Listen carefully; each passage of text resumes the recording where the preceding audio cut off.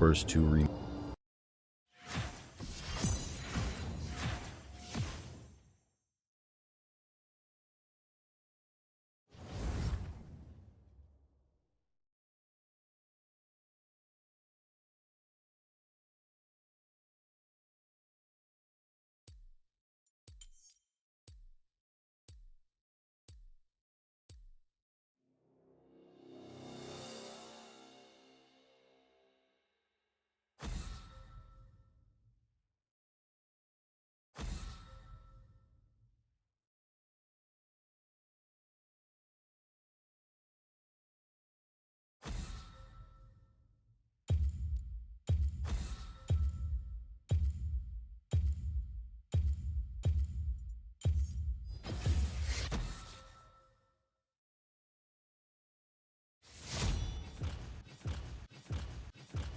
Did you know League has already received a balance patch?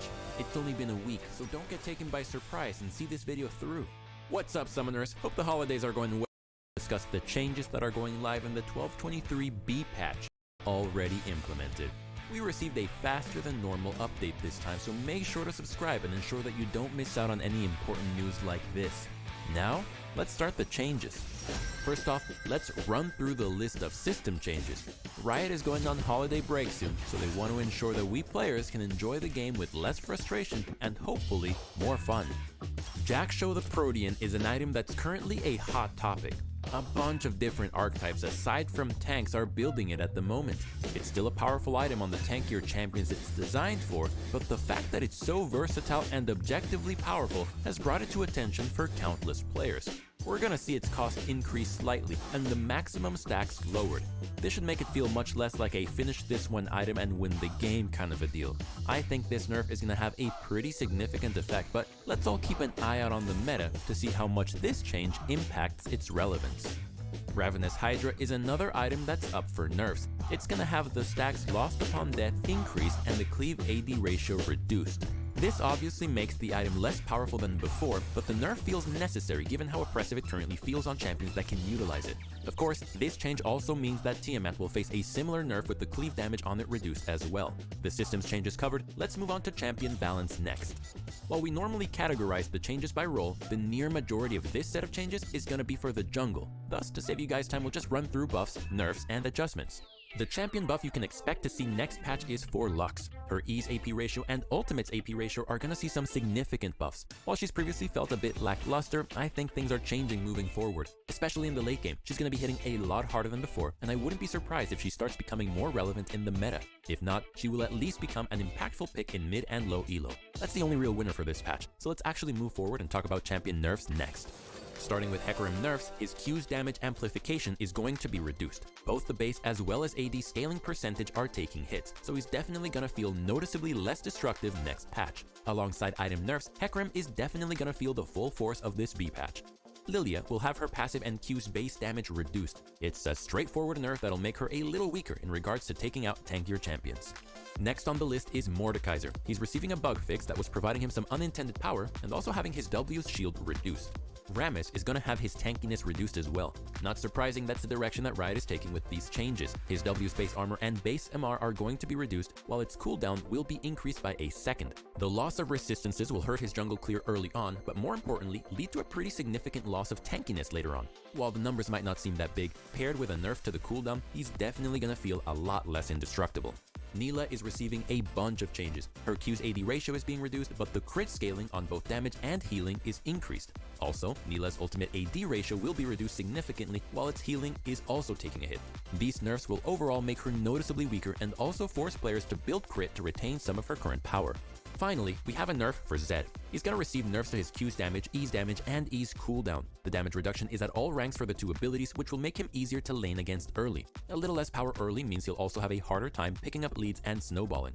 Finally, we have an upcoming champion adjustment for Udyr. This change isn't supposed to be an objective buff or nerf, but I think it'll definitely raise some opinions among Udyr mains. First, his W, E, and R mana costs are going to be reduced early on. His Q scaling percentage health damage will be lowered. In addition, the base damage will be reduced, but in compensation, it will have its flat damage ratio increased. His ultimate's base damage at later levels will also be increased. At the end of the day, this means Udyr will be a little weaker against tankier champions. That covers the upcoming changes for the 1223B patch. Thank you so much for watching. I hope you enjoyed the video, and like always, feel free to share any thoughts you have in the comment section down below. Are there any changes you think Riot missed, or any that you strongly disagree with? Let us know. Take care everyone, happy holidays, and as always, good luck on the Rift.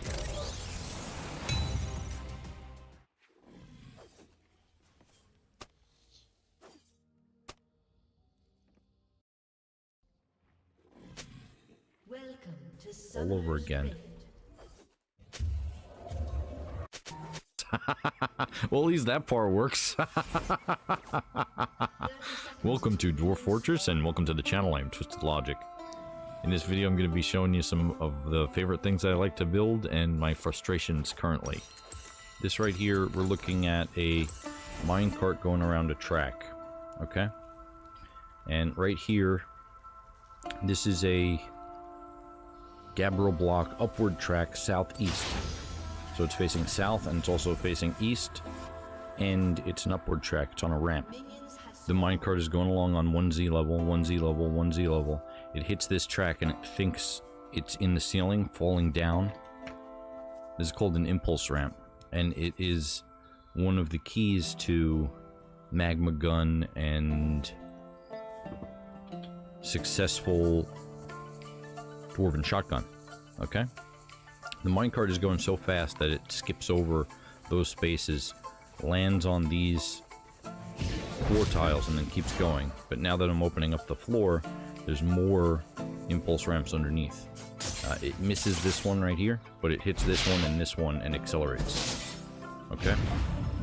When we throw this lever, there's going to be a couple more impulse ramps. And the easiest way to think about impulse ramps, because it's always a track ramp. So it's a ramp, that's a track, and it's a turning track ramp. So there's two directions to it. One direction is the direction that you want the minecart to go, and it's going to go fast in that direction. And the other direction is to be facing a wall. It's always a 90-degree turn. So if we were doing it to the west over here, we would have a southwest ramp. Or if we were doing it right here, we could have a northwest ramp. Okay? The new way of doing tracks, we go to build construction track. If I click this spot right here, it tries to predict where I want the track to go, and it is obnoxiously bad at creating impulse ramps. It's terrible. We used to be able to select the exact tile that we wanted. So if we wanted a track right in the middle of the track here, where logically the game wouldn't think you would want a track right, you could build one there. And if you wanted to create impulse ramps, it was relatively easy to just kind of select the space that you wanted to put them in and just build them there. There's a couple other bugs here. So the impulse ramp is a bug, but it's a working bug. Okay? So it's a bug that works to our advantage. But making the impulse ramps themselves, that's the vexing part. We're gonna dig a new area here. Okay, yeah, that works right there. We're just gonna dig a long tunnel just like this. And then down the center line here, we're gonna channel until we get to about... Yeah, right there is good. And then we'll channel. Doesn't matter how long it is. Okay, it's just an example. And I'm also going to pull this lever to fire the gun. So pull lever. And that's going to open up this bridge. Okay? Once this bridge opens, it's no longer a wall. And the minecart is then going to be traveling so fast that it's going to jump off of this turn track. It's not going to be able to turn, so it's going to keep going straight there, see? It's going to hit a couple more impulse ramps, and then it's going to hit a wall. It's going to hit a solid mudstone wall here, and the minecart is going to drop down a couple levels onto this track, and the contents of the cart, if I click on the cart here, right there, these stones are going to fly up one level, and then they're going to be propelled forward, and that is the Dwarven Shotgun. So let's unpause the game. Yes. And you see that they spread out a little bit. We didn't get very much distance there. Normally we would have a lot more impulse ramps here. And now down one level, this is one of the vexing parts about all of this, is the minecart is now sitting on a upward track facing west. And the game is unpaused right now. So this cart is sitting on a track ramp. It's not supposed to happen like that. It's supposed to roll forward, and then the cart should be somewhere over here from landing on a sloped track and then rolling forward. So that's one thing that completely breaks minecart systems for use in Dwarven shotguns and magma guns, or at least the automatic feature of them, because we used to make some pretty crazy machines, and hopefully we'll be able to make them again one day. So now that that cart is not a spiraling death machine over here, we're going to dig over to this area here. Whenever you're doing a minecart system like this, a Dwarven shotgun, you want to have the walls catch the turns of the minecart. Because if there wasn't a wall here, then the minecart would just keep going off of the track. I'm waiting for the cart to return here so I can forbid it, so they don't fill it up and push it again. And then I'm going to show you another bug. Okay, so we're going to go to build, and then construction, and track. And I'm just going to click here, and then drag over here, and we'll build a straight track just like that, all out of wood. Build construction track, and then we're going to select this tile right here, come up one, and then back over. You see, you can't loop to it. It doesn't have good understanding of what I want it as a player to do. Build construction track, and then we're going to start on that tile, same tile again, come over here, can't connect them yet. We'll build that at a jet, and then we'll build one more to make it.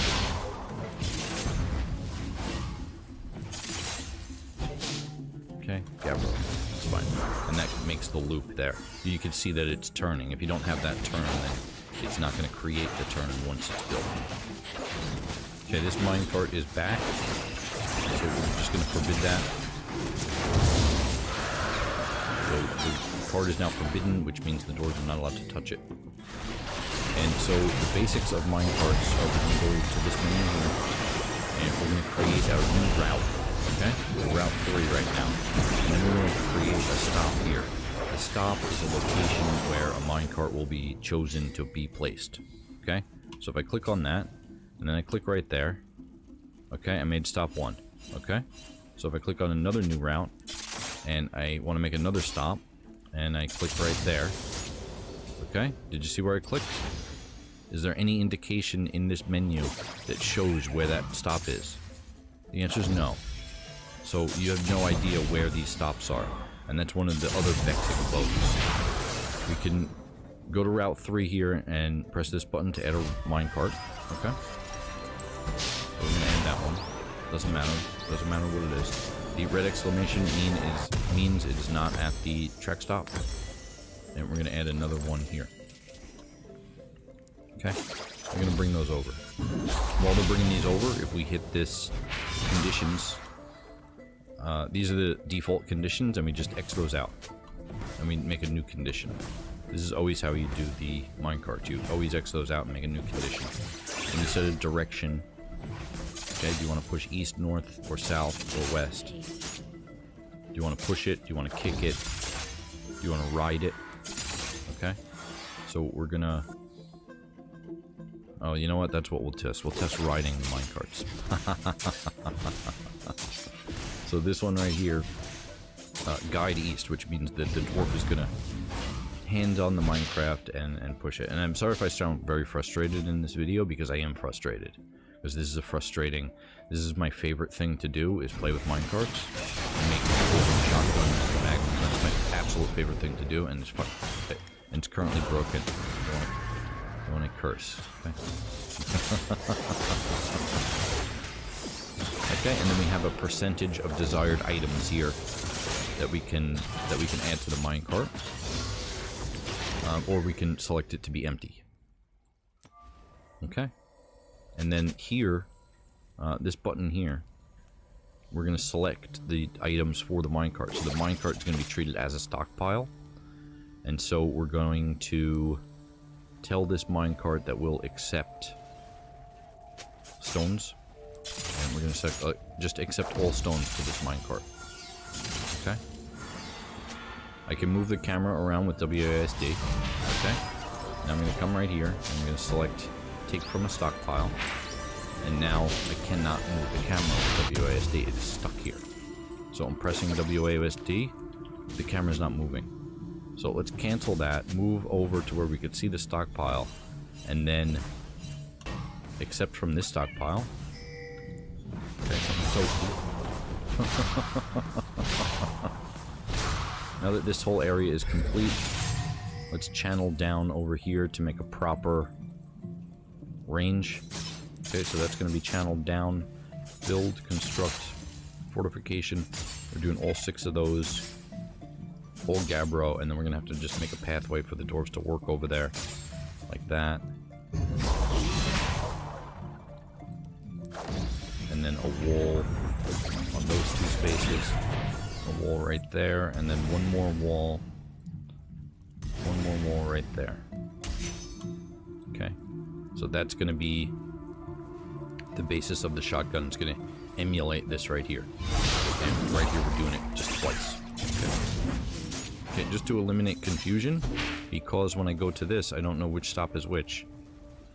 This is the one that we set up right here. Okay, so this one right here, Route 3, we're just going to delete that. We're going to bring whichever one of these 2 is Route 3 back to the stockpile.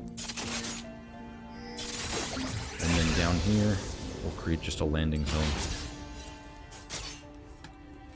So in the past, you would press 3 buttons on the keyboard and then be in the minecart track menu to select which track you wanted. If you wanted to construct a specific track, carve tracks, then it was very easy as well. Then that was 2 buttons. But you can also carve tracks, although they seem to be even more buggy. With this right here, if I go to dig and then come down 1 and dig underneath this track, just like this, I'm going to pause the game and we're going to dig out the bottom of this track, but we're not breaching the top here, we're just mining this one layer. We can go a little bit further here too. Oh, this miner Olum, I think. Oh, look at him. You can see him.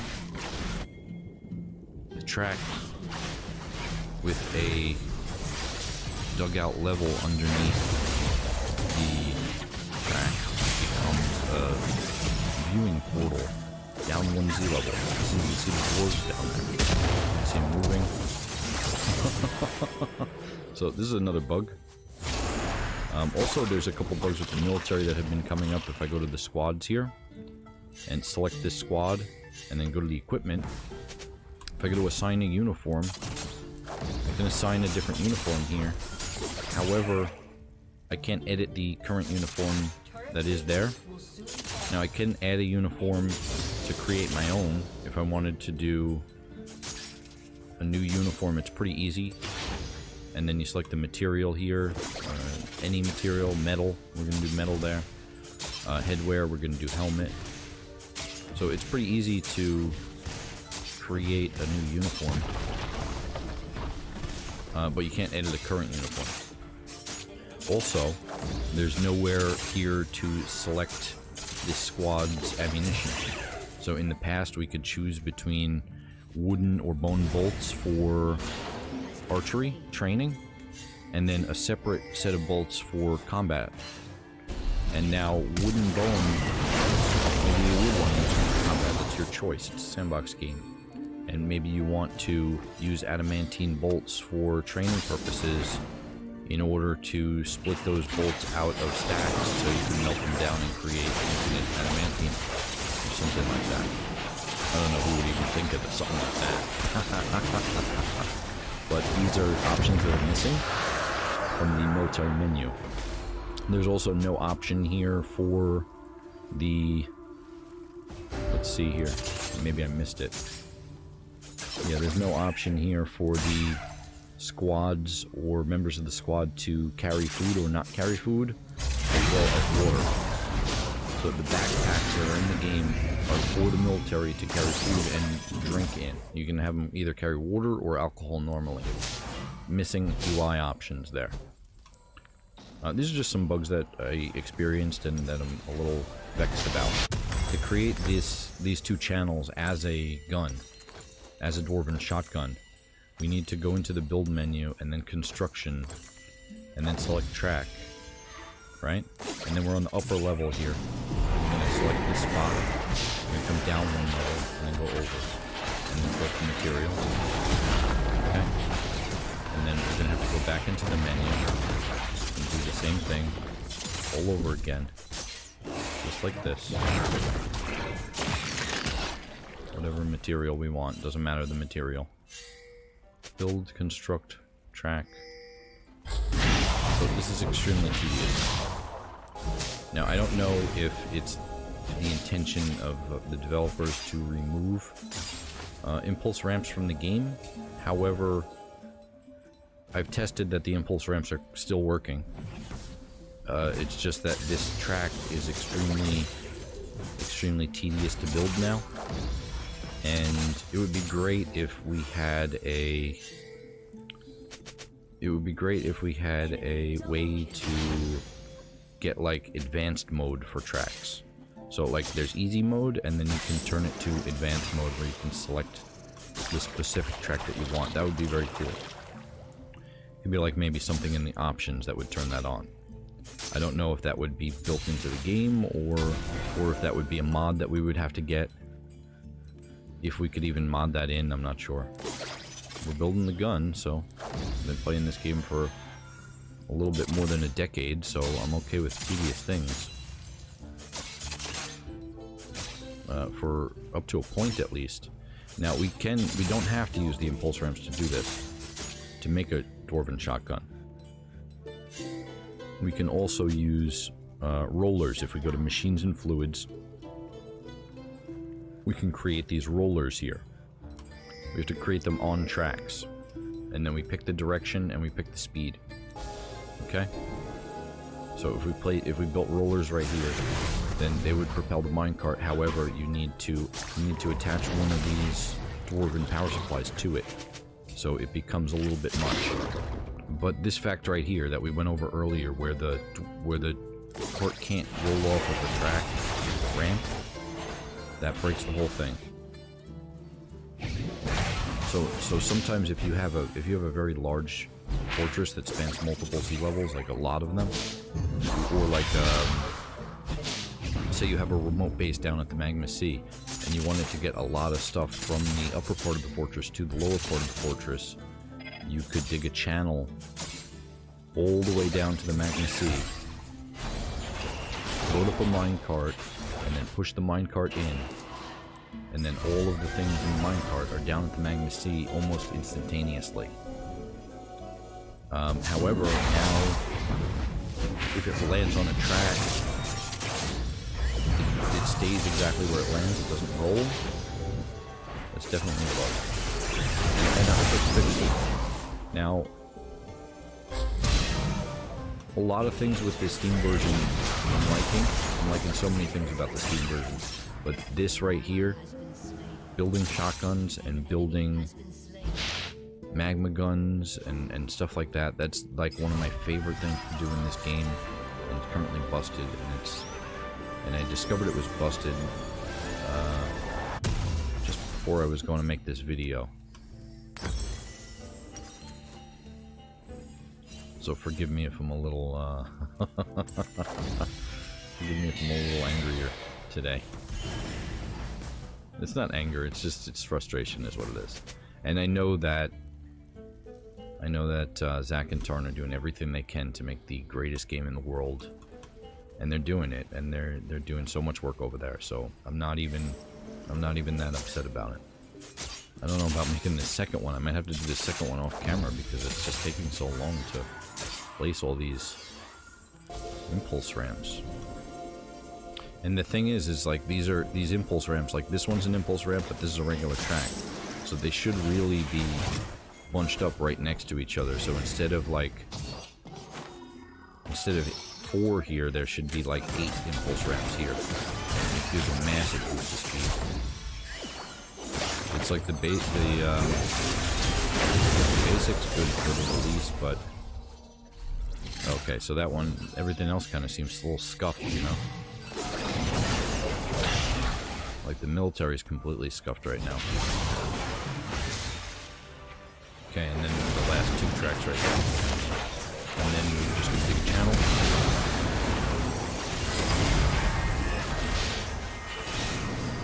Down 1 level. We're gonna dig a path over here, so I can dig another channel.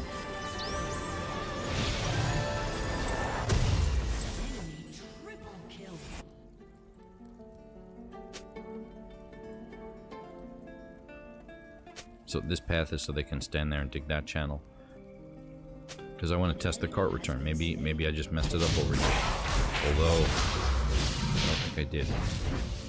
I'm going to channel a little bit more over here.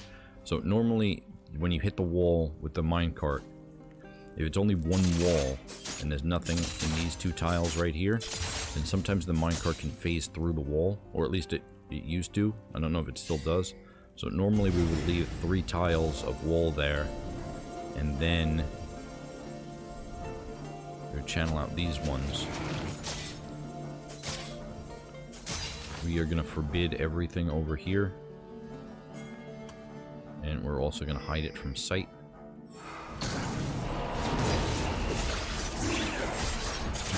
Build, construct track, and then I'm just going to put a track right there.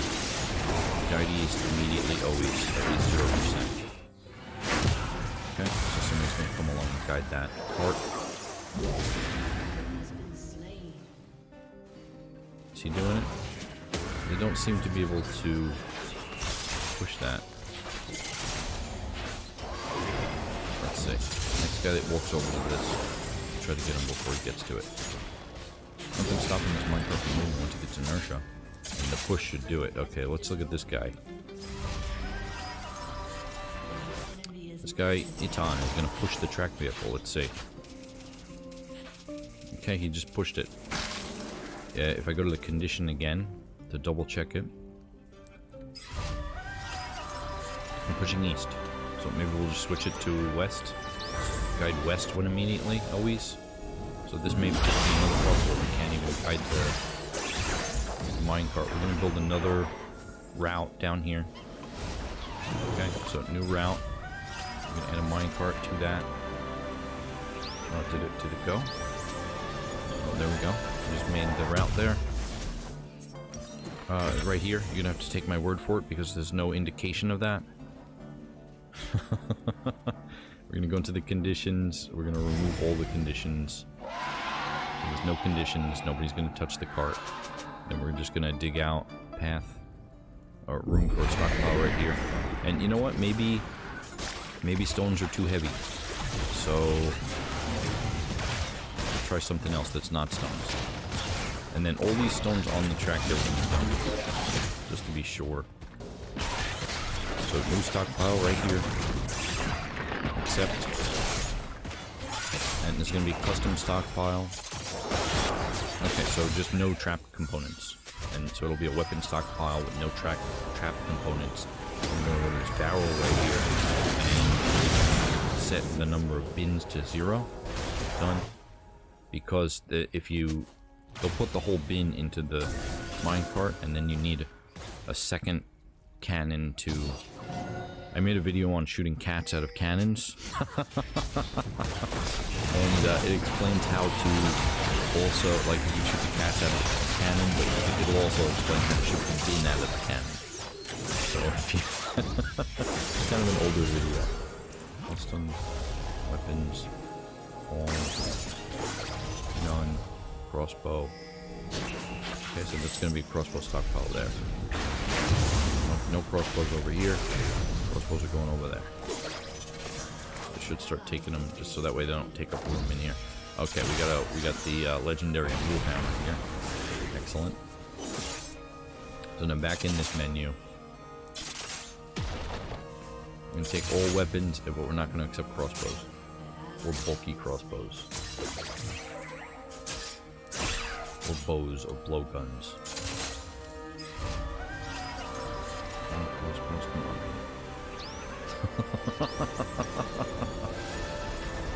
Okay. And then if we look at this Warhammer, this weight is less than 1. Okay. This stone's weight is 125, so that's going to fly a lot faster. 0, enter. Done. Okay, that set it that time. It's the mining pick. The mining pick is a weight of 4. Okay, and then we're just going to link this stockpile. We're going to have to move the camera so that way we can see the stockpile. And then we can link it to that one. Nobody has been able to move this minecart here by guiding it. So we just tried to do it.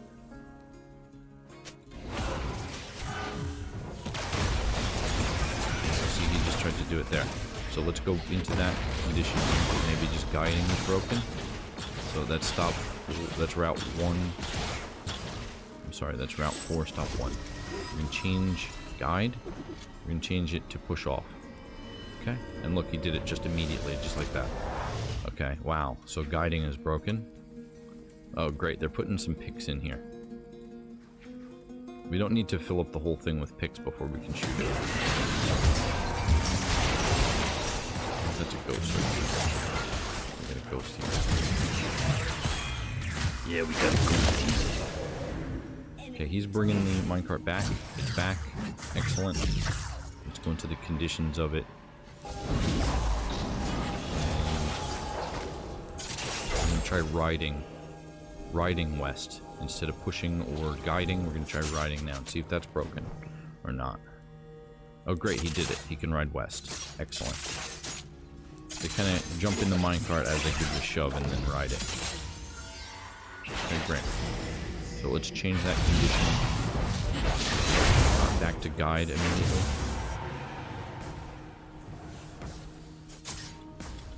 And we'll just give it one more try for good measure now that we know that we can kick it and ride it. We'll just test guiding one more time. Just for the benefit of the doubt, you know? If we click on this guy right here that's standing on the minecart, we can then click on the minecart over here and see what's in there.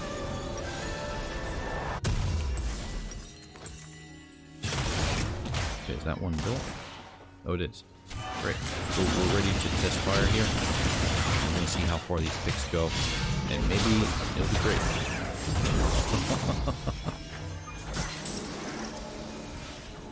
So this condition right here, we're going to add a condition.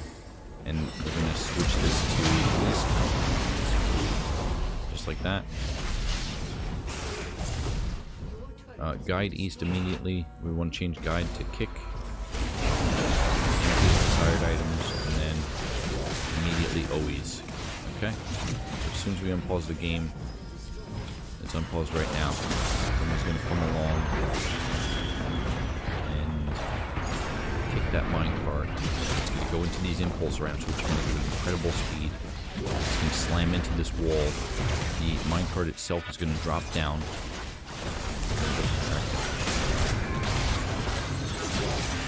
Okay, let's forbid it. Forbid it. So now as soon as we unforbid it, that'll happen. The minecart will slam into this wall and fall. The contents will come up and then be propelled outward this way. And anything over here is going to be hurt. So we'll make a new animal zone. Pen and pasture right here. Accept that. Let's add a bunch of animals in there. Just to see, you know.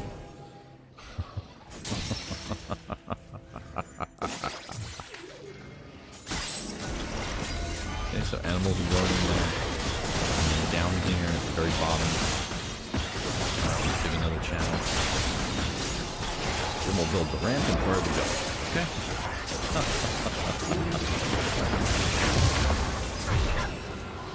Dump those items right here.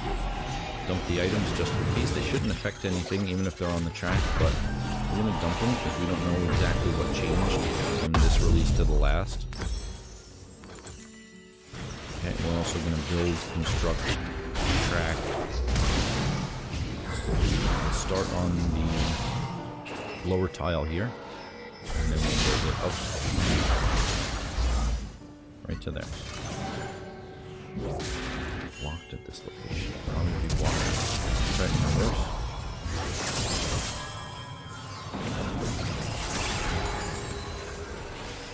Okay, so in reverse it works, and we'll do that iron bars there. So this is a dolomite downward slope. The dwarves can walk onto this tile here, use the ramp here to get onto this tile, and then use the ramp again to get onto this tile here. East-west track ramp, upward slope. This is a track ramp west upward slope. All the items here are dumped. If I go to this setting right here to show visible items, there's not even hidden items on this. So these are all dumped. And they're still not able to guide this cart. Okay? So then this cart right here, we're just going to delete that stop. So route.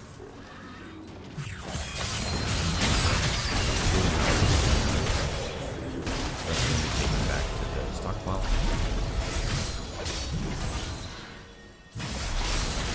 We have our test subjects in place. We need to slaughter some puppies for some food.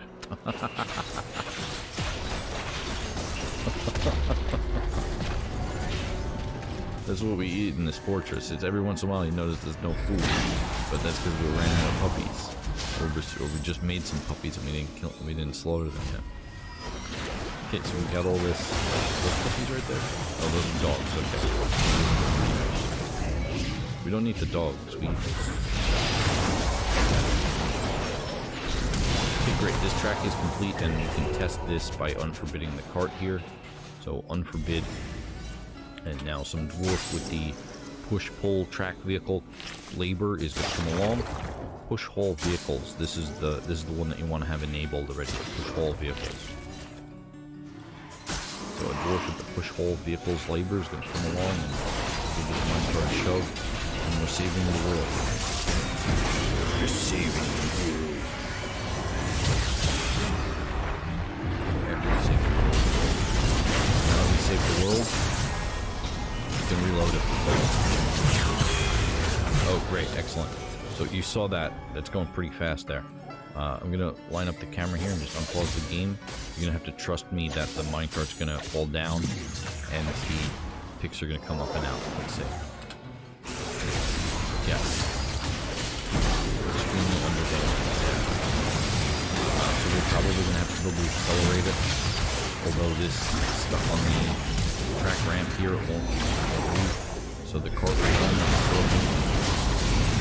Okay, I don't even think any of these puppies got, or these dogs got hurt. No health problems.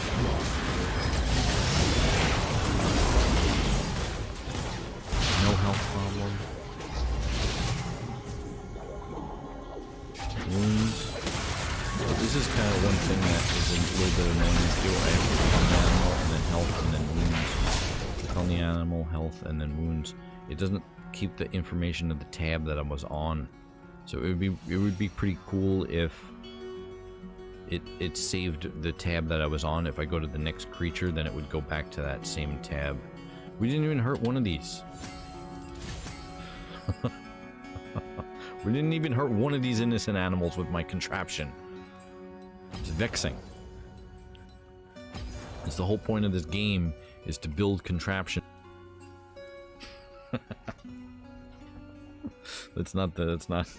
No. The whole point of this game is to build contraptions to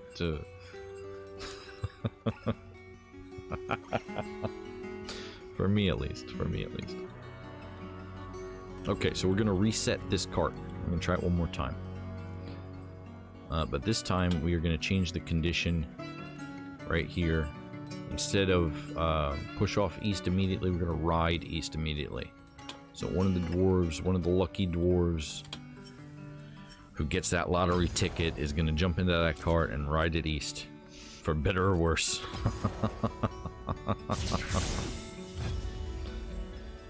Let's see. They got to bring the cart to the stockpile first, and then once the cart is back in one of the stockpiles, then it can be returned to the track. So it's nice to have the stockpiles kind of close. The minecarts are under furniture stockpiles, and I always make them exclusive for minecarts. Oh, excellent. Stop 1 here. He's in there. Yes. He's in there at stop 1. Who is that? Solon, Baron of Hoof Fountains. This is the Baron. This is the fortress's, one of the fortress's barons here. We have a king here as well. We're gonna pull the lever.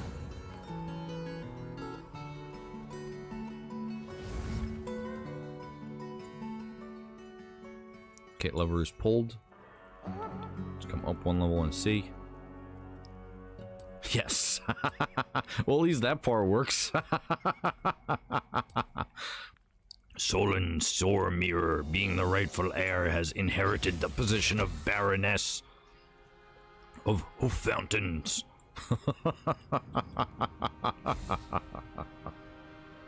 Iron minecart, 1 notable kill. Okay, great. This one's on the track here, and we can see the next lottery winner here. Oh, here he goes. Okay, who is this? Attis.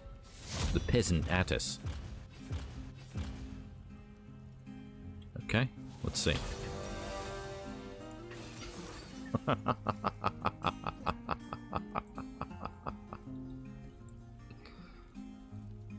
Okay, Attis has died. I didn't get very good distance here, though. Attis should have went way over here on the other side. Thank you very much for watching, and subscribe for more videos.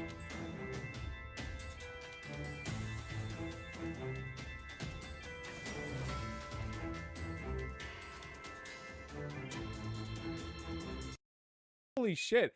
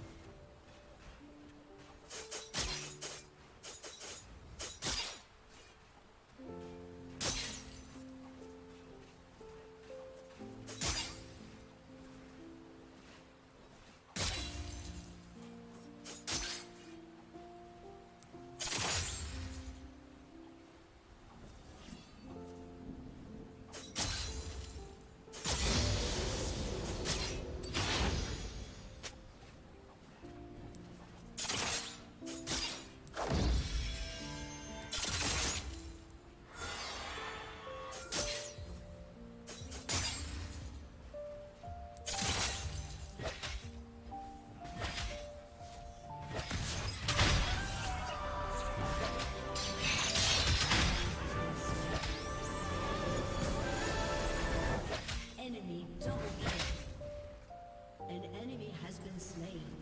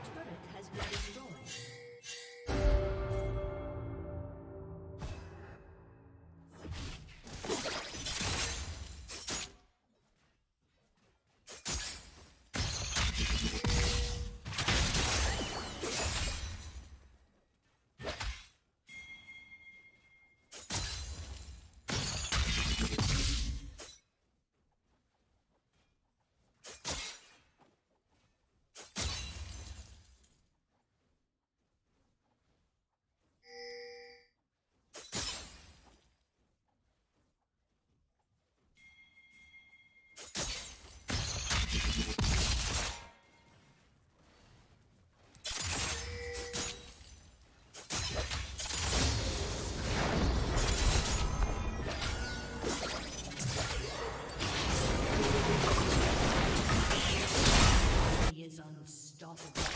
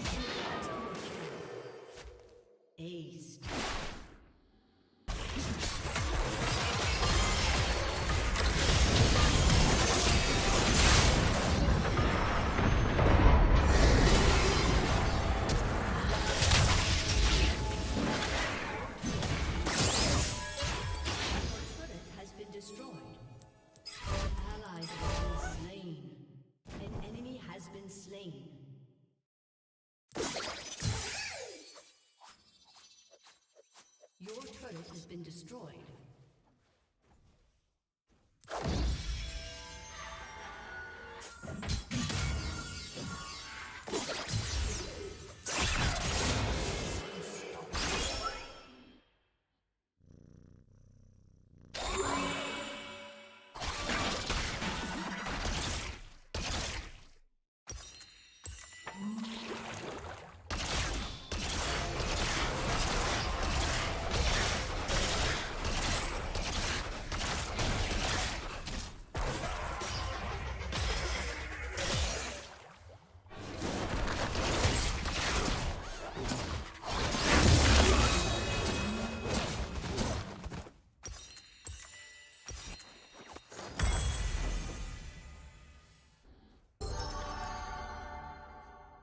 Your team has destroyed a turret. An enemy is dominating.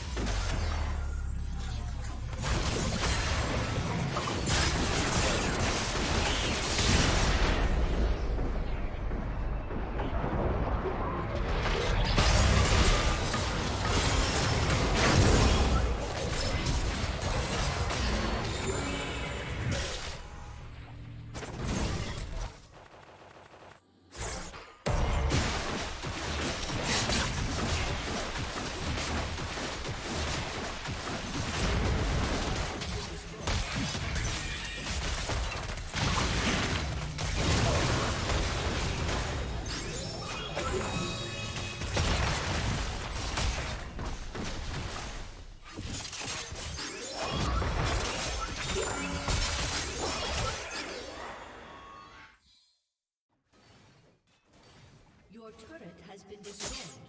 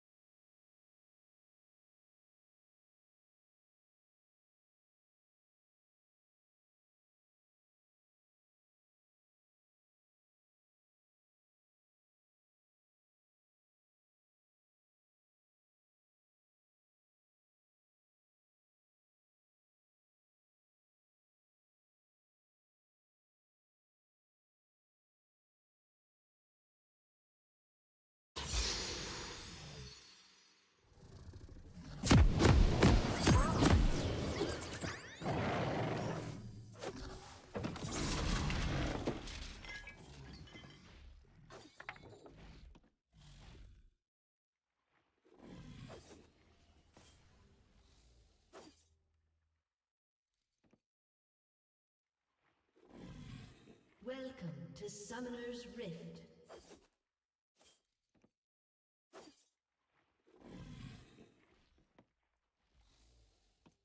Seconds until minions spawn.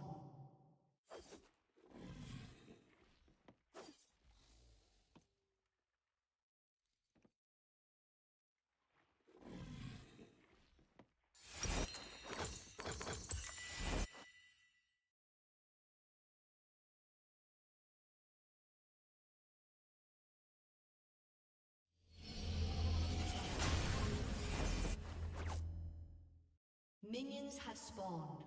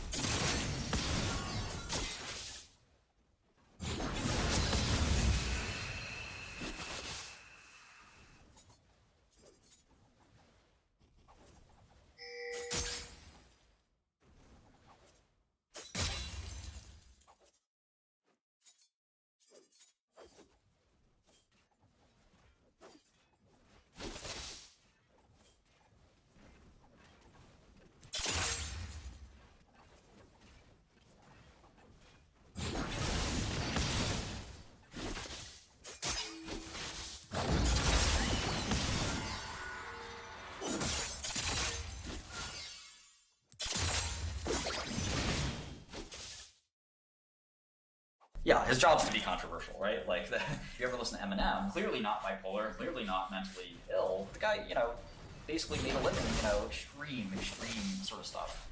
Kanye's one of the people I think Kanye's trolling. I think Kanye is basically came up with the most preposterous narrative, even at the risk of his own financial well-being, and he's against it. I don't think that he's a white supremacist. I don't think that he's a Nazi. I think he basically tried to figure out the best possible counter-narrative, the worst possible narrative, and I basically found it, right? What's the worst thing you could possibly say? And he said it. And I think it's sort of performance art, transgressive performance art. I mean, if it were me, I wouldn't do it, but I could say more to someone. I think he's saying something disgusting and untrue. I think in some ways I probably said something offensive but true, that capitalism is an important sort of engine for society, and that we shouldn't fear profit, we shouldn't fear, innovation. That's my general kind of thrust in life. He's saying things that are very unpopular here and also just palpably untrue. He knows that he's wrong for doing what he's doing, but he's also trying to be nuanced. And this isn't a subject, this is what I found about drug pricing. This isn't a subject where people want nuance, right? And that I can understand. For drug pricing, I Where to even talk about this? Yeah, I was trying to force nuance on pharma pricing. Most people don't want nuance when it comes to healthcare. They just want healthcare and they want it for free, and that's it. And I kind of wanted to have that conversation intellectually, and very few people want to engage. Nobody, and some people want to engage. Very few people. Nobody wants to engage on a discussion about this, right? This is just not something anybody wants to talk about. I was like sweating talking about it. Yeah, exactly. But still, Kanye is hopefully just art, elaborate, insane art. But it's very hard for me to imagine a guy that rapped about the black struggle all of a sudden became white. It doesn't make sense. It just doesn't add up. Not even Kanye makes sense. Being a little bipolar or something like that doesn't make you, a Nazi. You don't turn into a Nazi overnight. It's possible. I mean, you never know. Bobby Fischer was a Nazi over time. Yeah, with Kanye, I think he is kind of just searching for a lot of attention, but he is definitely suffering from, mania. And with mania, it makes you pretty impulsive and, kind of seek shock value and reactions, and I think that's a little bit of it. So I think you're pretty spot on. There's no doubt that he did the attention, right? He likes to it's just no. But, I think that's the point. You gotta take some not being able to sort of ask talk about that is probably just I think he's just surrounded by people that are using him. Yeah, that might be true too. I mean, I think when you're a billionaire rapper, you have an entourage that just wants to hang around you to benefit from you. And I think some of the people are are probably trying to help him as friends. He probably doesn't want to hear a lot of people criticizing him, and then there's people that are kind of just hanging on. So I don't assume everyone around him is using him, but I do think that there definitely are people using him. Yeah, that disorder is like incredibly intense though as well. So he's like trying to manage that disorder, not taking medication. The problem with that disorder is when you're having mania, you don't think you are kind of suffering from it. It's really odd. And you're incentivized to stay manic because it's an incredible high. So I mean, I think his thoughts are disordered, and I think he's got some symptoms of mania. I don't think he's the most bipolar person I've ever seen. I think he can be coherent. no, he doesn't have psychosis. So when you lapse into the psychosis, you get like really off, or like if you go a few days without sleep. But he's definitely like cycling into hypermania and then like lapses back into kind of like coherent thought, but then goes back into like hypomania, but never like lapses into like full-blown psychosis. You can't tell exactly, without sitting down and hearing his symptoms. Like, it's really hard to tell. Like, we don't know what his manic moment looks like. It's probably not what we see on Tucker Carlson, right? Like, it's, you don't, unless you spent 24 hours with Kanye, like, it's very hard to tell. I have a friend who just spent 3 or 4 days straight, and I don't think you see those very energetic person, which a lot of people with bipolar necessarily are energetic. But you know, I'm not convinced he's gone extremes. I don't know. You know, I think he probably has bipolar disorder. He's got some symptoms of it, but I don't think he's like the worst bipolar case ever. I think that I'll give this his job. Care about white people. His job is way. But I think assigning mental illness is probably not the case. I mean, Rivers PM, you know, is probably the greatest rapper of all time, in my opinion. You know, the guy's like, you know, clearly not bipolar, clearly not mentally ill. Some of the disagree. The guy, you know, he's making a living, you know, Right, he wrote a song about having a rat up his ass. Like, right. This is a guy that had extreme, you know, sort of stuff. And again, I think Kanye is largely doing some weird transgressive troll art. And I hope that he comes out in a month or 3 months and says, "You guys believe me?" And he shows a video he recorded a year ago that shows he's going to do this epic troll and go ahead and reveal that no, of course he's not a black-white supremacist. This is a guy that rapped about Emmett Till and rapped about slavery. This is a person that, you know, all of a sudden became white supremacist. Again, it is possible that this is just a bipolar breakdown, which also happened sadly to Bobby Fischer. After he became world chess champion, he went crazy. Britney Spears and Shia LaBeouf. There's a lot of people who've had these kind of like severe episodes. Yeah, no, breakdowns are common in Hollywood. And certainly, like I said, I mean, Bobby was the world-class chess player and just went nuts, and I think, and became anti-Semitic, right? So that's a really terrible. And I hope that's not what happens. Bobby died of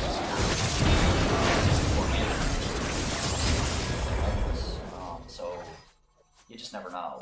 Let's talk about the beneficial aspects of Hitler. Are you crazy? Like, why would anybody want to do that? The guy was a murderous freak, you know. You know, it's the most sort of embarrassing, insane thing to discuss. And again, maybe that's something we should really discuss now that we're 80 years removed from the Holocaust. But I don't think there are no historical sort of positives to Hitler. I think it's better that we sort of bury the past in that and not try to like whitewash what was basically the most heinous crime in the history of humanity, right? I mean, you can't, when most people say think of the worst possible person, right? I mean, you think so after that, you know, it is a tough subject. People don't talk about this either. But I think that it's sometimes good to reaffirm kind of values and genocidal maniacs.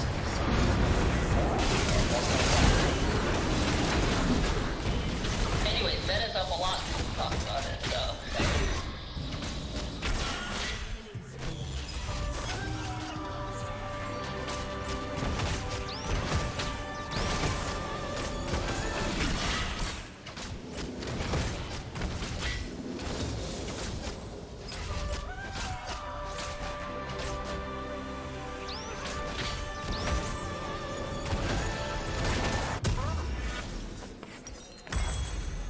Нельзя здесь уходить. А куда? Куда дальше? Ой, что это место тогда? Здесь нельзя. Секретное место? Хорошо. Понятно. Wow. Just arrived in Novosibirsk, already told off. How do you get out of this magnificent railways? Wow. Check it out. Welcome to tropical Siberia.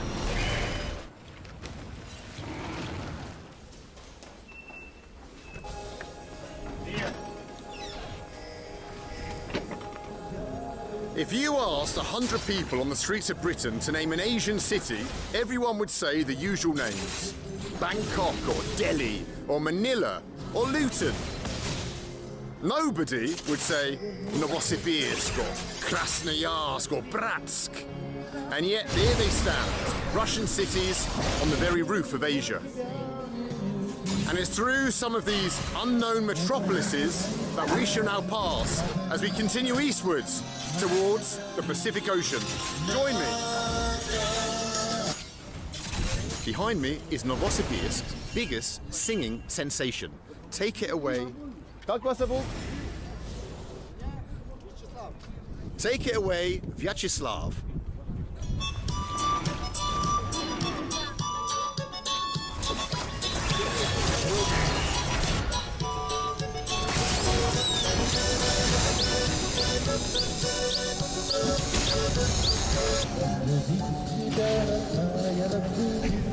Super.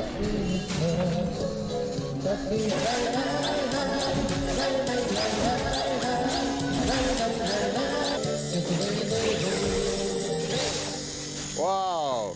Super, Vyacheslav. Что? Я снимаю то, что я могу показать друзьям, как Новосибирск. Знаете, здесь нехорошие люди живут. Да?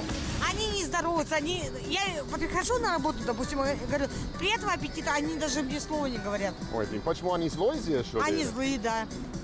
А ты нет. Они даже знают, что такое. Вот я прихожу, говорю, здравствуйте, они мне даже слова не говорят спасибо. Они злые здесь, все наглые. Это Сибирь или только Новосибирск? Ну, я не знаю, Сибирь.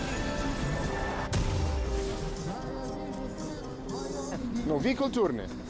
Да, я культурная, да. Очень приятно. Бенджамин. Спасибо Очень большое. приятно. Давайте. До свидания. Вы что, не русский? Нет, я англичанин.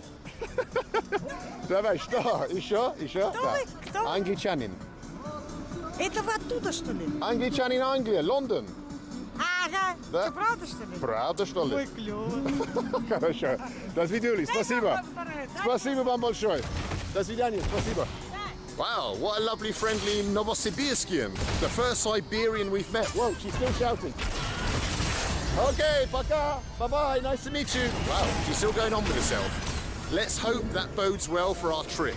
That all the Siberians are as future, as friendly, I should say, and as little bit nuts as that lady. Right. Let's continue the next part of our journey. Now, the reason that we're going straight to the bus stop to jump on a bus out of Novosibirsk, as lovely as I'm sure this city is, I mean, check out the architecture, is because I want to go and make a personal journey to a town that I've always wanted to visit ever since I was a teenager. And I'll explain on the way why exactly we're going to head straight to the city of Tomsk. Join me, will be fun.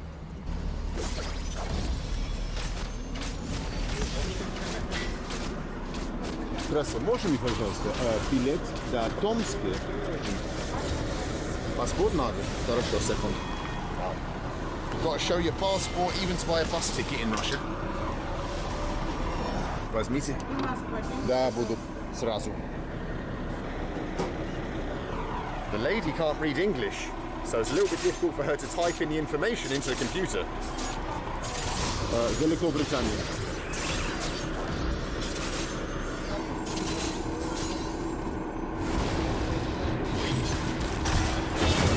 Давай допустим, что я американец тогда или что-то. Мне все равно, что мой национальный. Спасибо вам большое.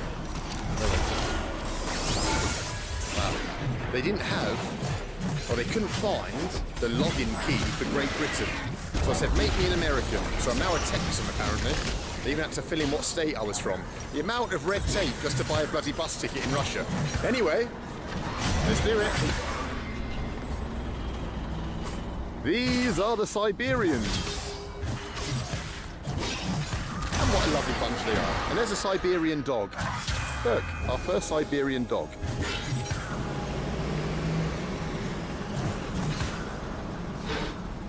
Check him out. I've always wanted to travel on this type of bus. Some nice gas cylinders just above your head, waiting to shatter into your brain. But I doubt we are.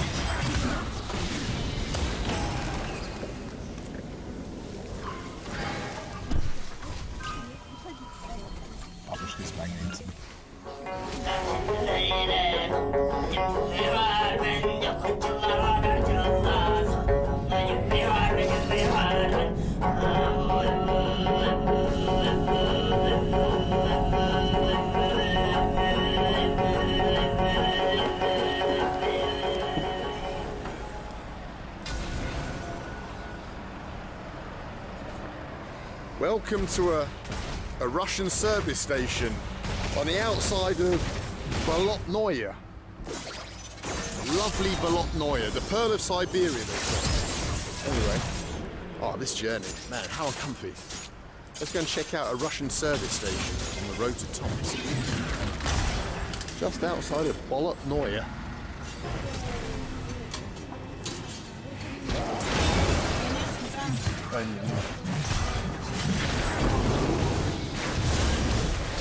Check out my watery salyanka with some lumps of bristle. This is like gulak soup. Wait there. Oh, it actually tastes quite nice. This is salyanka, for you, those of you who don't know. It's like a meaty olive soup. Much better than borscht. Sorry, Ukrainians.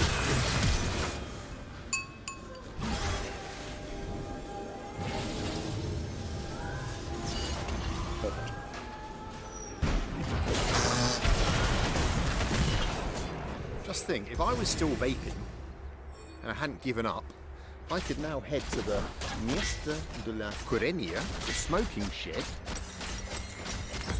and hang out and have a chat with my driver and ask him to tell me some tales of the road. But I've given up, so I can't. Less content when you don't vape. Let's get back on the bus and get to Tomsk.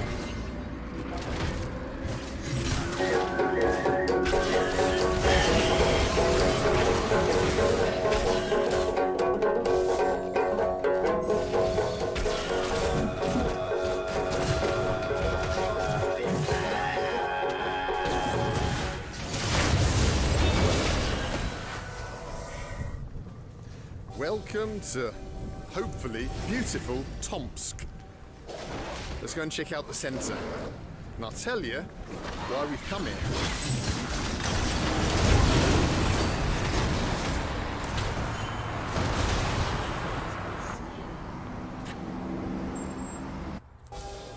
Back in 1992, I was a fresh-faced 16-year-old who had absolutely no idea what he wanted to do with his life. All I wanted to do was stay home and play computer games on my Amstrad 464.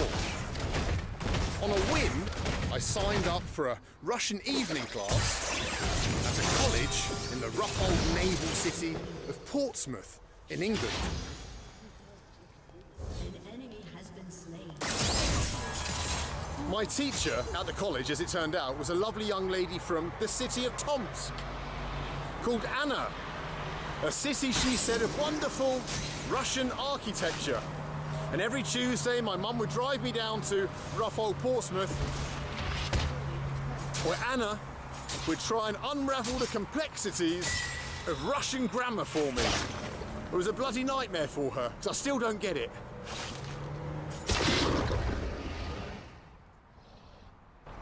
However, more than just language, the year I spent in Anna's class installed in me a love of Russia, of its people, of its culture, and it's directly due to Anna that I have had my greatest adventures, my greatest loves, my greatest friendships.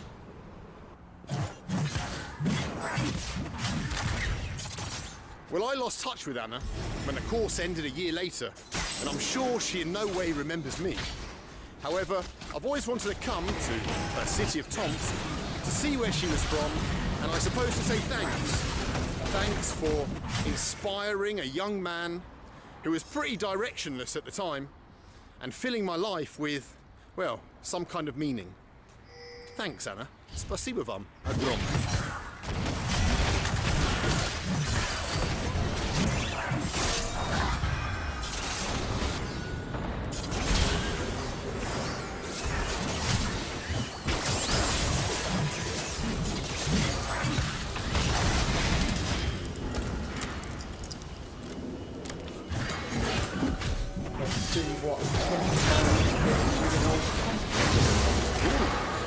Get you a single bed, desk, kettle, TV, and a few of some metal buttons in case I run off without paying my bill. Well, enough Another day completed on our journey towards the city. Tomorrow, we join Siberia and continue our journey eastwards to the town of Taishet, where we have to make a major decision about which direction our journey will continue. So, yeah, I'll see you guys bright and early. Spot you.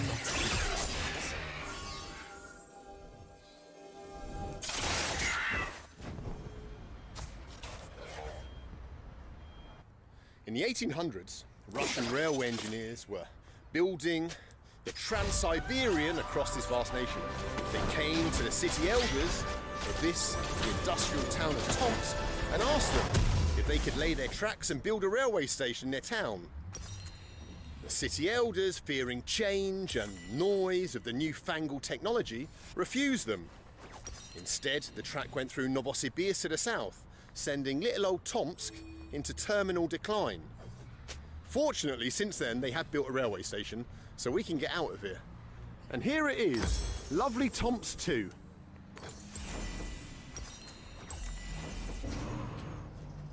Bye-bye, lovely Tomsk, and bye-bye, Anna. I'll never understand why you moved to Portsmouth.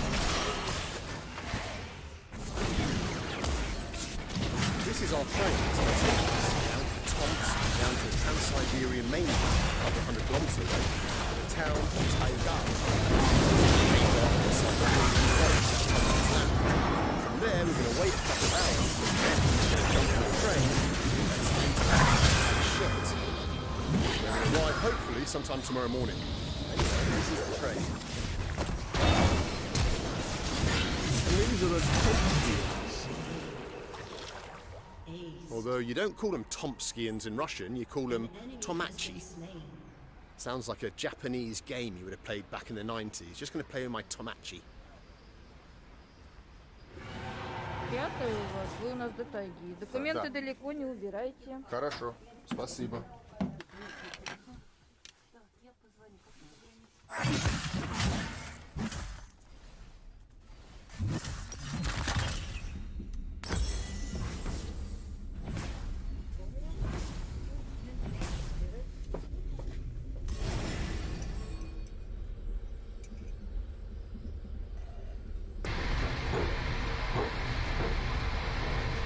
May I ask you, what's the difference between a fresh water and fresh water?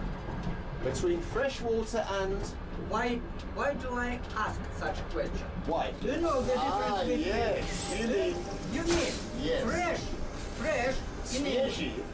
Or fresh without salt. Without salt. Two meanings. Two meanings. Yes. But the English language Yes. uses one word. Yes. Yes. So, It's a complicated language. yes, I understood. So, you, a foreigner, want a fresh water. Yes. You want not salty. But I cannot language native speaker. Right. So,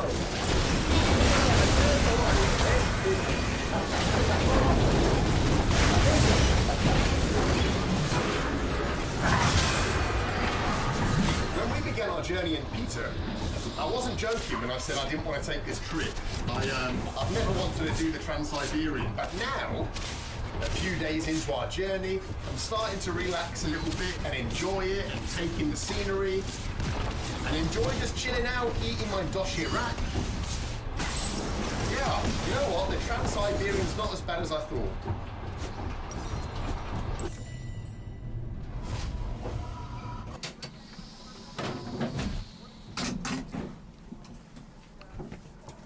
можно соседу подсказать, в магазин сходить можешь. Спасибо вам большое. Спасибо, Путин. До свидания. До свидания, Александр.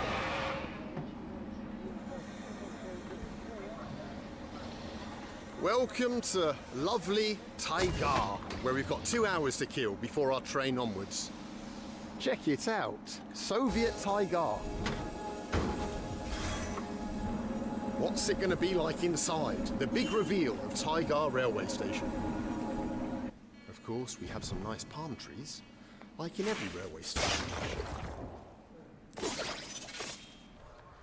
Well, there's nothing happening in Old Tigar railway stations. We might as well check out the town for a minute or two.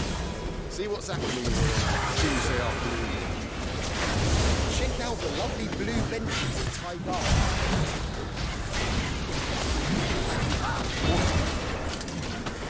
No matter where you go, you'll find some blue benches. Приветик. Нормально. Как ваши дела? Как ваш город? Нормально? Да, круто. Ладно. Those were the local hoodlums, future Gotniks. If they take her on. Yeah! Angličani! Tiso! Okay, no idea. Bloody hell, Gotniks kicking off. Beautiful Tigar. In the sunshine.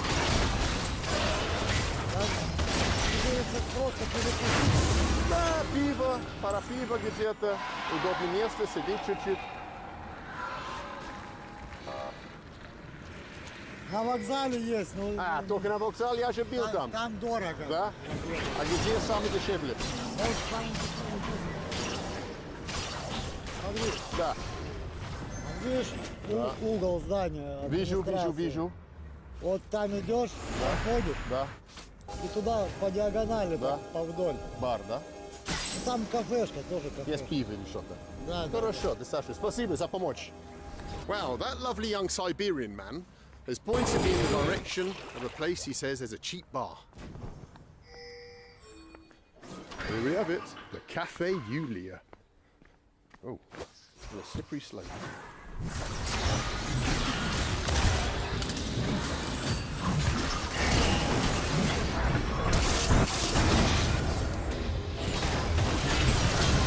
You can't get here in the freaking cafe in this town. Cafe Yulia? Imagine not having beer. Очень тяжело найти пиво такое. Я искал бар. Нету совсем. Как люди бухать? Где? А, если был, да? Да. Сколько стоит? Где сигареты? Сколько стоит в России? Сигареты. Купи тогда. Спасибо большое. Пожалуйста. Ну, лучше просить.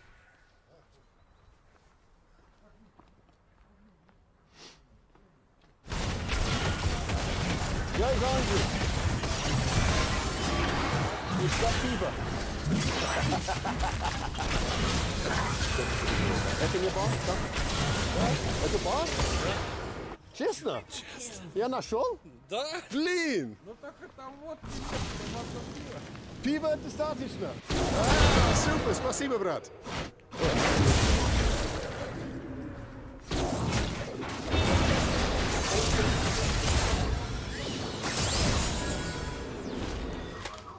The lovely lady who works in this shop sold me a Tomsk beer and said, would you like to open it with an old Soviet bottle opener? I was like, flipping heck, has she seen the channel? Of course I would. Let's try. Soviet bottle opener.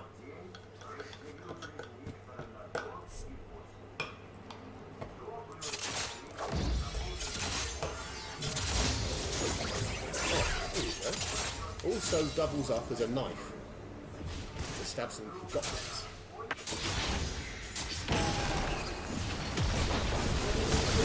Почему не сказал? Я тебе говорил, искал. Вокзал, говорю, иди. Друг, подарок. Как зовут-то? Бенджамин. А вы? Владимир. Владимир. Очень приятно. Давайте, чокаться. Что вы пьете? Сибирский корона. Крепкая. Хорошо. Я томский. Нормально? Я вижу. Ну, у нас нету томское пива. У вас точно? В Англии нету. У такого точно нету. Это что это? А ты Сибирский корона? Можно попробовать? Попробуй. О! 8%? Это будет международный скандал. Я нормально себя веду, да? Скандал не будет. Я уже привык к свет. Вы их просто не знаете. О, Да. ты известный директор.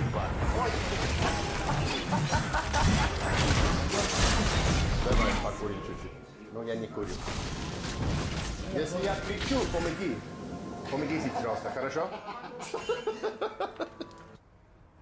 Блин, вы богатый человек? Сейчас я понял. Ротман это из Англии что-то. Американский. Самое дешевое на данный момент. Сколько здесь? 120 рублей. 120 рублей? Знаете, сколько в Англии сигареты Ротманс? Ой-ой-ой. Это вот сибиряки такие все. Извините, пожалуйста. He's nicked a lighter. This dude's dodgy as fuck. У меня есть поезд дальше. Все, давай, главное Через не болеть. Россию. Все будет хорошо. Еще раз. Мой друг, удачи вам. Удачи. Спасибо вам большое. До свидания. До свидания. Хорошо.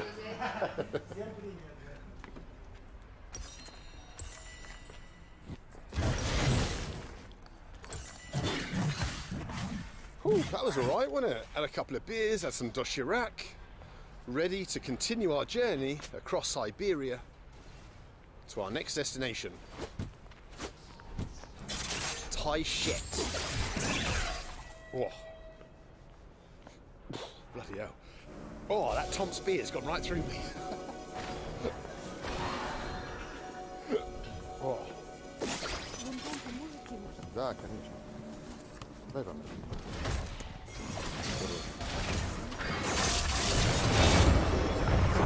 Okay. I got it. Come on, tiger. It was short and sweet.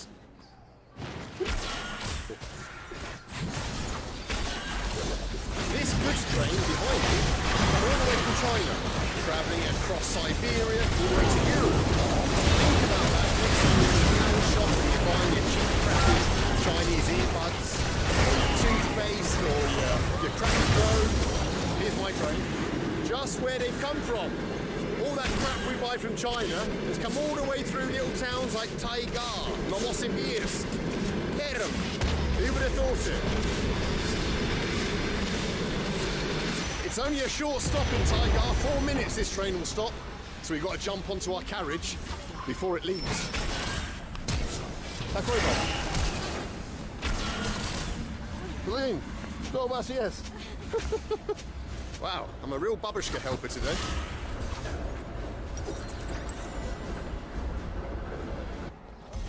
Ой, вот вам второй. Вниз. Удачи вам, удачи. До свидания.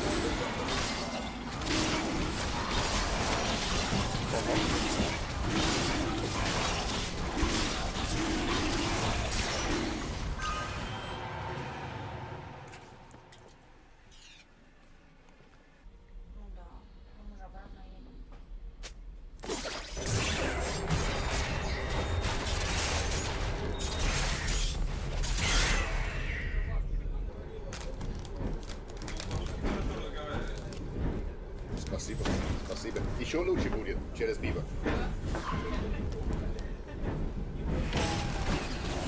Well, the day's journey to the zone. Outside the window in the darkness somewhere, we're passing by towns and crossing rivers unknown in the west. The Ob, the Yenisei, the Ertish, the Lena. Names that we're not taught in Western schools. I'm now going to go to bed when I finish this beer and try and get some sleep because we've got an early start tomorrow. We're going to pull into the town of Taishet, where we got ourselves a decision to make about which journey or which route we're going to take on this Trans-Siberian adventure. So I'll see you guys in the morning, bright and early. Spocky Nocky.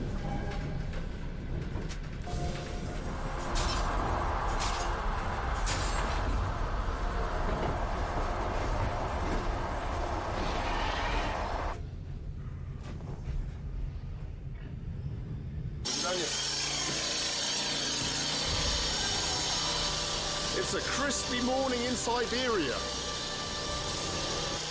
Welcome to wonderful Taishet.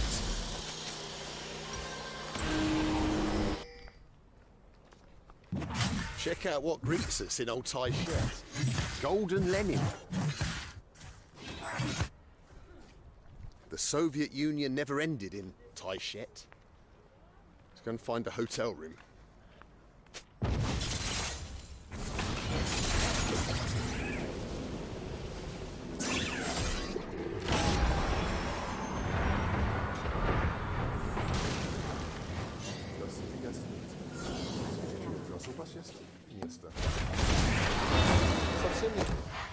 Well, the old hotel, Virusa,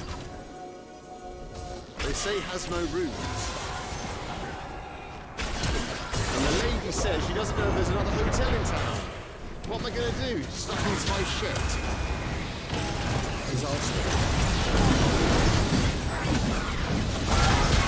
Look at lovely Thai shed. Just makes you want to move here, doesn't it?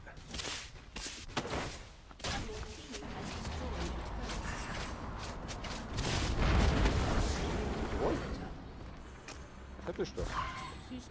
Кушать? Кушать? Там орехи. О, да? Дайте 50, пожалуйста. 50, пожалуйста. Карман, пакет. Пакет. Карман? Лучше бы в карман. Да, почему? Спасибо вам большое. Мне нравится. Спасибо вам. А вы тоже из Сибири? О, хорошо, очень приятно. Wow, our first Siberian who sold me some pine nuts for 50 pence.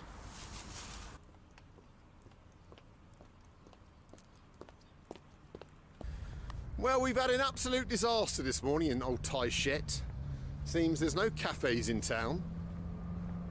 There's no restaurants, there's no hotels. We're going to retreat back to the old railway station where our little adventure in Taishet began.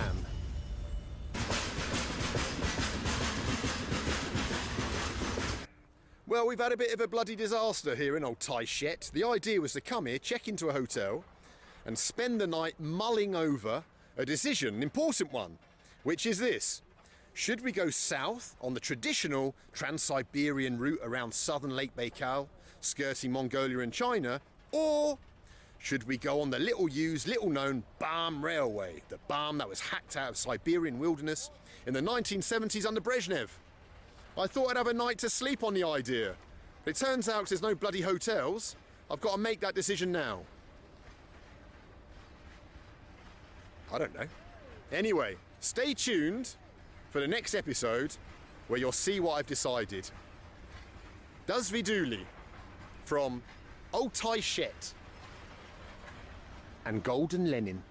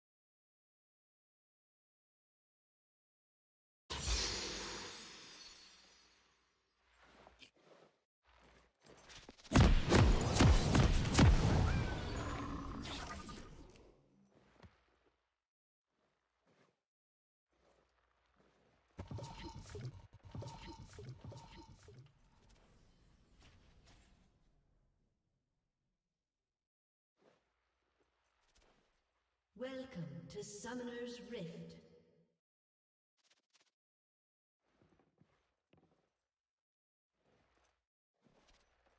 "30 seconds until minions spawn.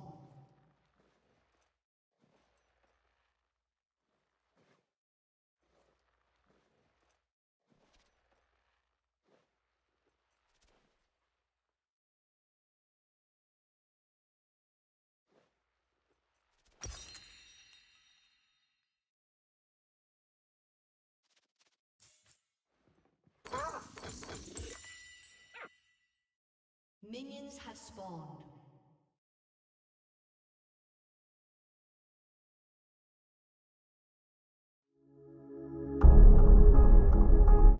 University and the founding director of the Johns Hopkins Center on Psychedelic and Consciousness Research.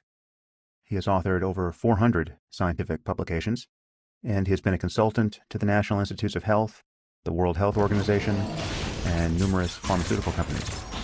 Roland has also conducted extensive research with sedative hypnotics, caffeine, and other mood-altering drugs.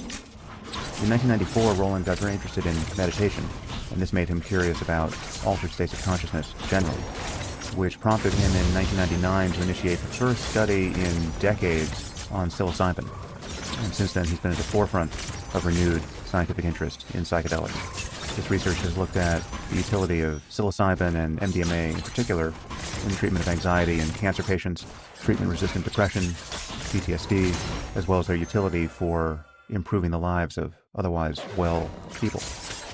As you'll hear, there have been big changes in Roland's life since we last spoke. We last spoke almost exactly 3 years ago.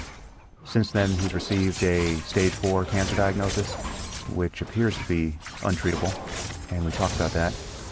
And as part of his end-of-life planning, Roland has created a major project at Johns Hopkins to endow a professorship that comes with research funds in perpetuity. And if you want more information about that, you can find it at griffithsfund.org. I'll read you Roland's quote from that webpage. "The purpose of this endowment is to support professorship and to establish a world-class, rigorous, empirical program of research with psychedelic substances to advance understanding of well-being and spirituality in the service of human flourishing for generations to come. The hallmark of this research shall be the scientific method." Once again, you can find out more about this project on that webpage. The Waking Up Foundation will be supporting it. We're giving $250,000 over 2 years. And I'm excited about that. If you want to join us, again, the website is griffithsfund.org. And Roland and I speak about psychedelics and mortality in today's episode. We discuss the current state of psychedelic research, the timeline for FDA approvals, the risks to mental health posed by psychedelics in vulnerable groups, the use of psychedelics by otherwise healthy people who are just seeking a deeper experience of life, the relationship between psychedelics and meditation, advice for, quote, bad trips, microdosing, Roland's experience getting his cancer diagnosis, and our mutual reflections on death and other topics. And now I bring you Roland Griffiths.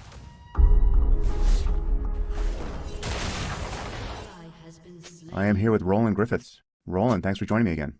Oh, pleased to be there, Sam. Good to hear you. We spoke almost exactly 3 years ago about the work you're doing at Johns Hopkins on psychedelics. And it's not too much to say that you have been leading the resurgence of scientific interest in psychedelics.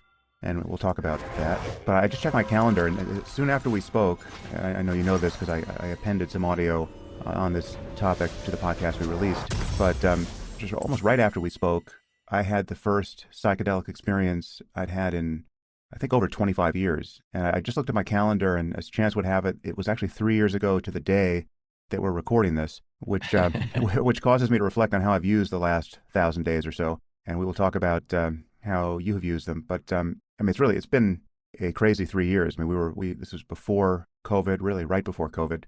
And so we've had a global pandemic and all the attendant disruption in our lives since then. And there have been some immense changes, I know, in your life. So let's jump in. We can talk about anything you want and start anywhere you want. But what have the last 3 years been like for you? Well, let me first just comment that I was delighted that you tried to expose yourself once again to psychedelics, and your description of that was absolutely beautiful. and harrowing. That's the nature of these experiences. So, yeah, let's see what's happened since then. At the time we spoke, I think our center was up and running. That happened in 2019. And as much as the tension of culture at large had already come to focus on psychedelics, it's just ramped up enormously since then. And so we now have a dramatically changing landscape. There are now a number of academic centers that have declared interest in psychedelics, and so that research is going apace. There's NIH that just very recently stepped in to the fray here. They had been reluctant to fund human studies on psychedelics, and they're still just beginning to do so, but they have now funded several institutes, including one clinical trial of addiction to cigarette smoking done by my colleague Matt Johnson at Hopkins. So that's moving apace. And then I don't quite know how to think about it and wrap my head around the consequences of it. There's this huge groundswell of movements at state and local levels to decriminalize or legalize psychedelics. And I do have some concern about that, but a lot of sympathy for that. So and I guess the other significant development is that clinical trials under FDA that are slotted for medical approval of compounds have been moving forward. This medical approval pending results, but the Multidisciplinary Association for Psychedelic Studies, MAPS, has some very promising data with MDMA and treatment of PTSD. And then there are two companies, the Usona Institute out of Madison and Compass Pathways out of the UK, that have been given breakthrough therapy status designation by FDA for their trials in major depressive disorder and treatment-resistant depression, respectively. So that is moving forward. So it's an exciting time, and also the basic neuroscience. There's just a lot going on with basic neuroscience and understanding both at the molecular and network level what might be occurring in psychedelics. So it's enormously exciting and far outstrips anything that I could have imagined would happen when we initiated our studies back in 2000.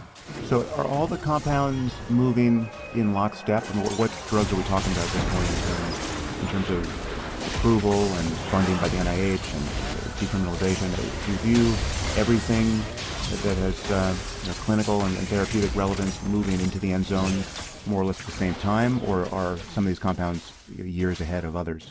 Yeah, it appears that the MDMA for PTSD application will very likely cross over the threshold first. Of course, these are all unknowns. They could run into major problems. FDA could ask for additional studies.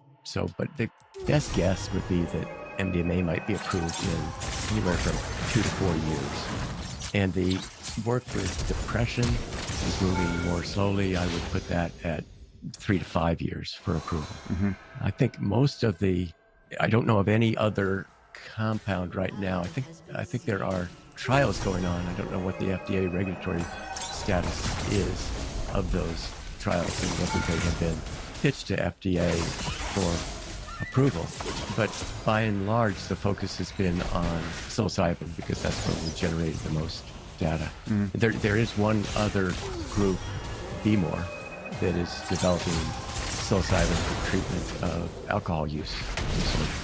But I think most of the attention has been focused on psilocybin and these decriminalization and legalization efforts being done at state and county and city levels have focused largely on psilocybin, but not exclusively on psilocybin. So the different initiatives that have been passed differ with respect to precisely what they're attempting to legalize or decriminalize. However, all those initiatives come with a very significant problem that although you might be able to decriminalize or lower the priority for enforcement at the state level or the city level, that does not change the federal level.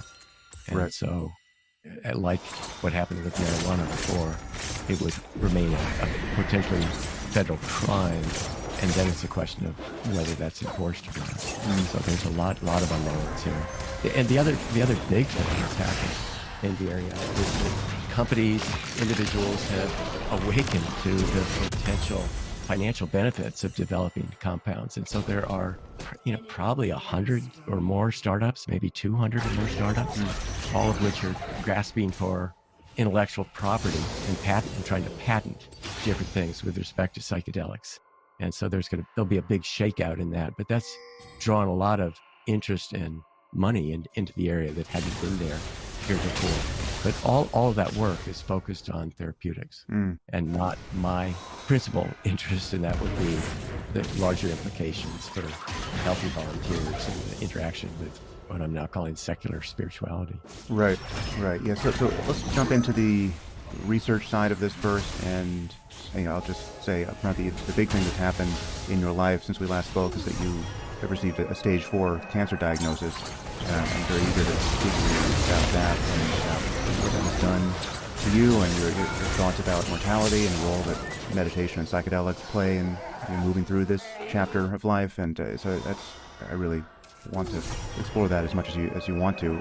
But let's leave that for the second half and just jump into the research and the cultural change that's being forced upon us by the change in the availability and attention paid to psychedelics at this point. And maybe let's start with the misgivings you just mentioned in the caveat a few minutes ago, because I share them, and notwithstanding the fact that psychedelics have been indispensable to me, and I obviously took them in a non-legal context, and so there's many of us who are the beneficiaries of the chaos of the 60s, and I didn't live through the 60s, but I consider myself someone who, in their wake, became interested in psychedelics and other esoterica, and had access to these drugs simply because of what the 60s did to our culture. Many of us still notice that much of that came with pretty significant downside, and the fact that research in psychedelics and scientific acceptance of that impulse to research took so long to resurrect was largely the result of some of the missteps from the 60s. And I think many of us are eager not to see us step in the same ditches this time around. So how are you thinking about the landscape that's ahead of us in terms of research and cultural adoption of psychedelics, legal and illegal, and ambiguously legal, as you just mentioned, with respect to federal and state laws being different? What are you concerned about? And if you could just write the script, what do you think it should look like? What could we hope happens? So I've focused, and our groups have focused on medical approval and getting that over the finish line. And for a couple of reasons, but the primary one is that medical approval fits within an institutional structure that is working and is regulated. And so it's the least controversial as far as I'm concerned. It's the least risky because there can be setting and screening conditions that are built into that approval process that are going to mitigate against people engaging in dangerous behavior or becoming harmed by exposure to psychedelics. And it's also the medicalization is a way of normalizing it within culture, because there was so much demonization of these compounds back in the 1960s. And there are many people who have still not gotten out of that concern and fear. So if I were going to write a script, I would have said, let's focus exclusively on medicalization first and then turn towards, a broader application and treatment of well people. My concern about the decriminalization and legalization movements is that we run the risk of just moving too fast with these availability of these compounds to the population at large. There are real risks associated with psychedelics that are now getting swept under the rug by psychedelic enthusiasts. But it is the case, and the most common problem is people will get disoriented or panicked or otherwise untethered and engage in dangerous behavior. And that could involve simple panic where someone runs into traffic or believes that they're going to be harmed and will defend themselves or attack somebody. And people get killed under these circumstances. Most don't. It's low probability, but it can happen, particularly under conditions where the setting conditions aren't right, and the experience isn't supported by individuals who provide feedback to the person once they're going off in dangerous territory. The other kind of danger is that people need to be screened for vulnerability to particularly psychotic disorder, schizophrenia, but also in the case of bipolar to mania, and there may be other psychiatric conditions for which psychedelics pose unique risk, but there are enough anecdotal case reports of new onset schizophrenia occurring after a single or a few doses of a psychedelic, and this normally occurs in individuals who are going to be most susceptible to the disorder. So if they have family histories, it usually occurs in the late teens and early 20s. It can occur later, but that coincides with the onset of schizophrenia, and that's a horrific outcome. I mean, there's no coming back from a diagnosis or from a disease onset of schizophrenia. That's a lifelong condition that you'd wish on no one. But let's linger on that topic for a moment, Roland, because I'm not close to that research, and I don't know how close you are to it, but it had always been thought that there was some possibility of psychedelic trip, we're talking about psilocybin or LSD here, rather than something like MDMA, if I'm not mistaken. But it's always been thought that there was the possibility of the trip provoking the onset of schizophrenia, but there's just the obvious confound that you have lots of people in their teens and 20s taking these drugs over the decades, and that this is the period where people are going to present with schizophrenia if in fact they're going to take that turn, and it's really hard to establish causation just looking at these longitudinal changes in people's lives. Have we moved to a place where we can actually say that there is some causal role played by one or another drug in actually provoking schizophrenia that wouldn't otherwise have occurred? No, I don't think we have, but the very nature of how these cases are detected, you're not going to do a randomized trial with vulnerable people. And so I think we're left with, these anecdotal case reports. But, in my own thinking about this, we have seen a couple of cases of mania develop in our experimental situation, and there are reports of that. And when you read them, it's pretty convincing that the onset is correlated with the administration of psychedelics.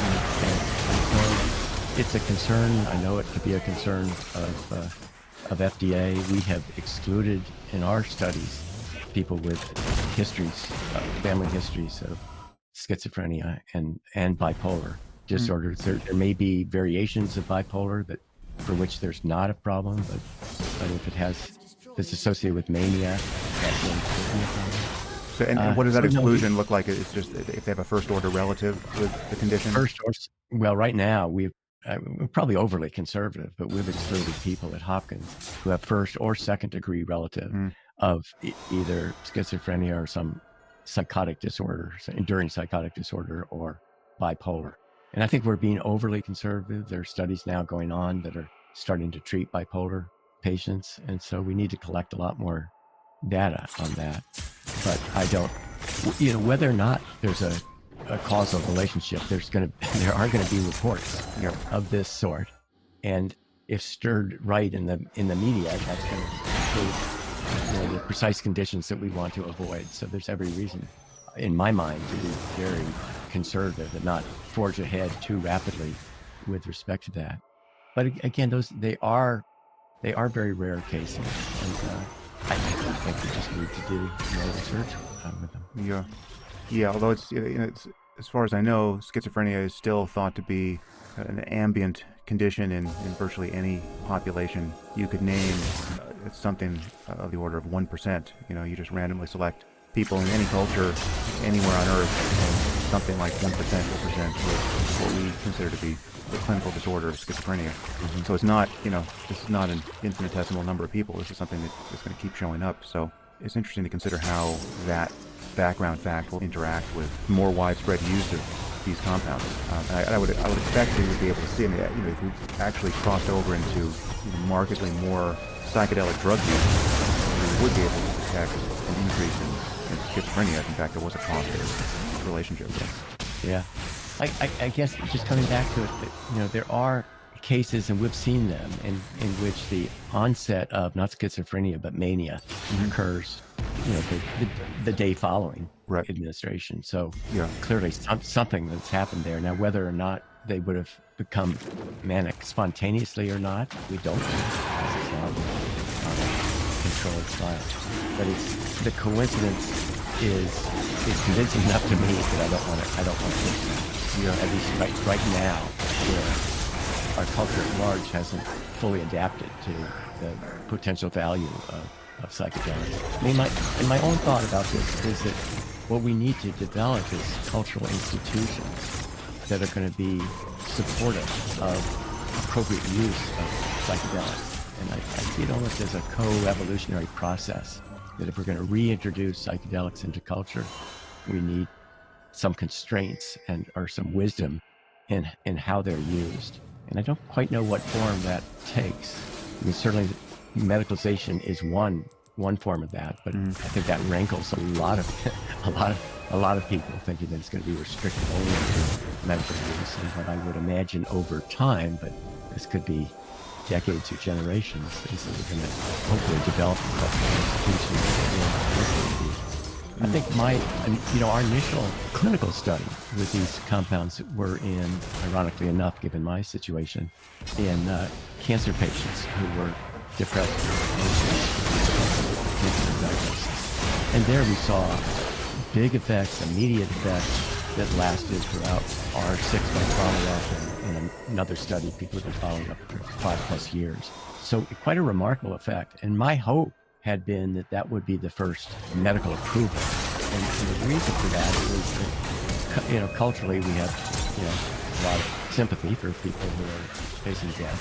And within a few generations, if the results are what we think they would be, virtually everyone would be exposed either personally or through friends or family to the benefits of that. And that would go a long way to changing and making the culture interested in further pursuing that. So one of the things that happened when the companies approached regulatory bodies about approval for, say, depression and cancer, the FDA pushed back and said, we're concerned about something called, a pseudo specificity. If it's good for depression in cancer patients, how do we know that it's not good for depression in the general population, which is of course a much larger population? And so the companies became persuaded that they needed to reach out. It's kind of grotesquely funny. I mean, it's the idea that they were concerned that these drugs might relieve too much suffering, on the boundary of death, and therefore it would kind of back propagate into everyone's self-interest to want access to these drugs earlier in life. Yeah. Well, so, I mean, there's somewhat ironic here that we started obviously on a very cautious, even deflationary note here.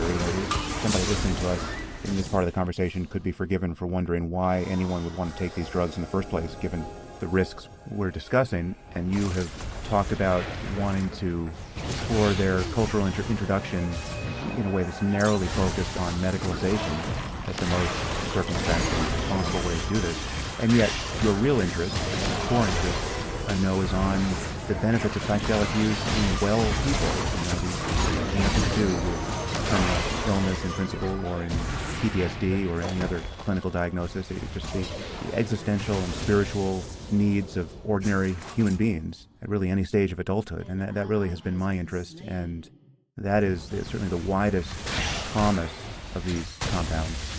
We should be attentive to caveats and concerns, however they crop up in this conversation. But how do you differentiate the narrow focus of medicalization and the treatment of clinical disorders like treatment-resistant depression or PTSD, or I guess it's probably not clinical, but it's clinical in a different sense, end-of-life anxiety? How do you differentiate that from this wider promise of these compounds?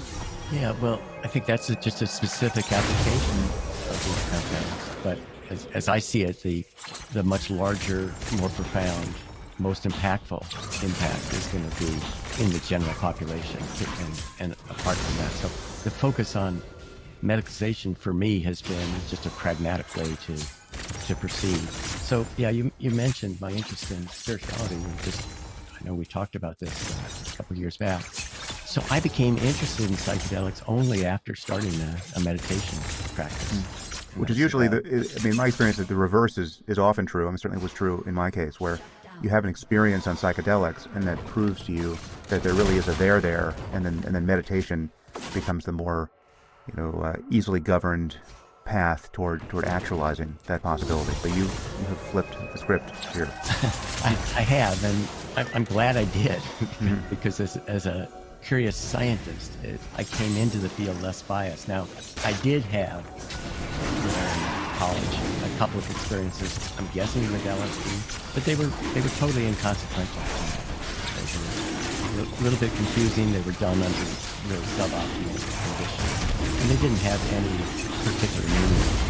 So I had some earlier experience, but I certainly would not have characterized myself in any way, shape, or form as being a proponent of psychedelics. It was only after I got involved with meditation and just intrigued with the exploration of the nature of mind and the phenomenology of some experiences I had with meditation that drew my attention to the interiority of my life, which I had largely ignored. I didn't really have any religious grounding that had any meaning to me.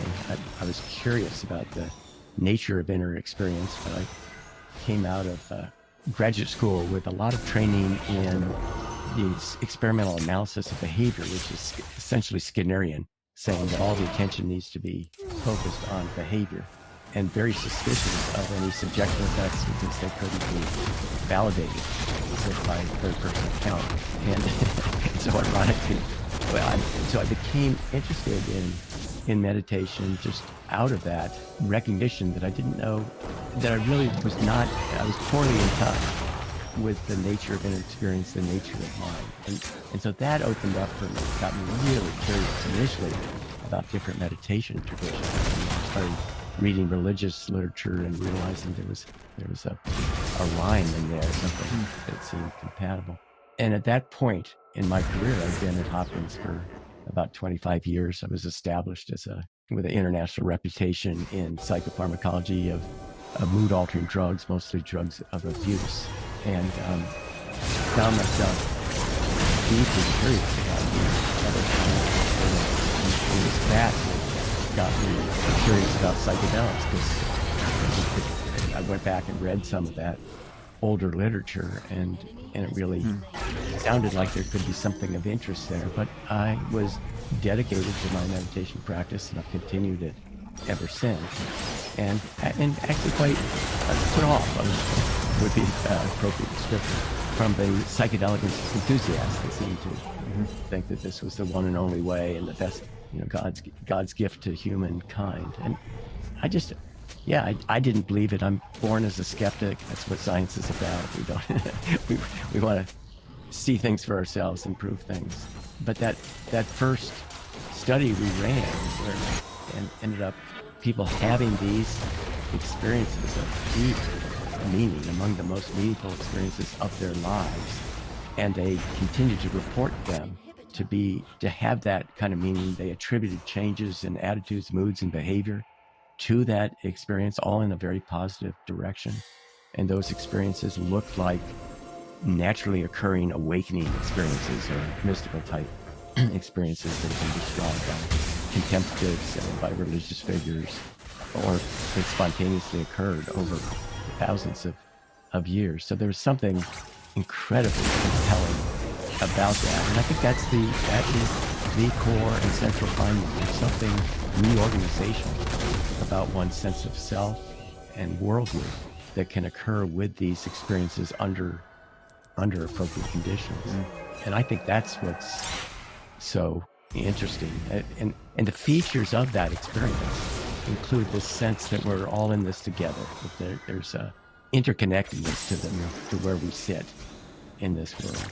And that's accompanied by a sense that the experience is precious beyond belief. Some people, if you want to put it in religious terminology, it could be a sacred experience. And then the third feature that I think is so interesting about it is that the experience is felt to be true, absolutely true, more real and more true than everyday waking consciousness. Now, we don't know that that's the case, but that's the feeling that arises. But if you think about that, someone has an experience of this interconnectedness. It's precious, it's valuable, more valuable than anything they've had. And it's true. You know, you there have the basis for rewriting the operating system of the individual. Their whole self-narrative can change with that. And they're empowered to make different choices going forward. And I think that's part of the therapeutic effects of these drugs. But as well, for the healthy volunteer, opportunities for growth. What I think is so important in the broadest sense, in terms of spirituality, is that sense of interconnectedness, that we're all in this together. And that is a basis for rewriting a morality. It really boils down to the golden rule. And my contention would be that, you know, the most important thing is that we need to develop a world culture that embraces that. Because if we don't, we're looking at annihilation by climate change or AI risk or bioterrorism, you know, or any number of other options. So I see that there's something, my sense is that there's something fundamentally important about this project for us to understand the nature of these changes and then put them to good use in changing culture in a way that's going to lead to human flourishing. Remind me, what sort of meditation practice have you been doing? Well, I started off with Siddha Yoga, which is a guru-based Indian practice, but was put off by the guru nature of that and the projection that's put on the teacher. And how far back did you go with that? Was this after Muktananda died, or did you meet Muktananda? I never met Muktananda. So when I was involved with Siddha Yoga, the baton had been passed to Guru Mai, Swami Chidlasananda. And well, it was interesting because Siddha Yoga was really focused on experience. And it comes out of a tradition of the Tantric tradition of Shaktipat, as the Guru has said, confer awakening experiences. And there's some remarkable reports of that, but they were very focused on the emergent experience. I guess as my meditation practice deepened, I became more curious in the broader field of the nature of mind. As I said, I was kind of put off by the deification of the guru principle. Yeah, there are also some very colorful ethical scandals in that organization. That both post-date and reached all the way back to Muktananda's tenure. So it's a mess. Oh yeah, and that's true of many of these religious organizations. You empower the teacher, they end up going off the rails, as will happen with psychedelic therapists as well. They get empowered and inflate the ego and start misbehaving. But I became interested in the nature of mind and drawn into Buddhism, and so I'd say for the last 15 years, my practice has been primarily Buddhist oriented. Done some work with Alan Wallace, who comes out of the Tibetan tradition, but it's really IMS and Vipassana, Tara Brach and Jonathan Faust and Joseph and Jack Floydfield. And, you know, they have elegantly stripped away the supernatural pieces of it. And you know, I really respect that tradition. Yeah. So how do you view the connection or lack thereof between meditation and psychedelics? And I guess you could bring in any relevant neuroscience here or your own first-person experience, but how do you view them as complementary or discordant methods? And, you know, what is, any thoughts you have about the connection or lack thereof would be interesting. Yeah. So, of course, that was my initial interest. I got involved with meditation and then curious about psychedelics. And I've come to believe that there's a lot of similarities between them. That they're both in principle ways to investigate the the nature of mind. And so if we just step back and think about what psilocybin and meditation do, so let's say psilocybin is this pharmacological tool that helps people recognize how it feels to embody the present moment. And that's exactly what meditation does. Psilocybin, people can dispassionately observe and let go of pain, fear, and discomfort. And that's, again, that's what meditation does. Transform a conventional sense of self to something other, a recognition that you're not your mind, you're not that voice in your head. There's a sense of awareness that goes outside and beyond that. And then this gaining this authoritative sense of interconnectedness of people and things. I think those both come out of potentially the psilocybin and meditation experience.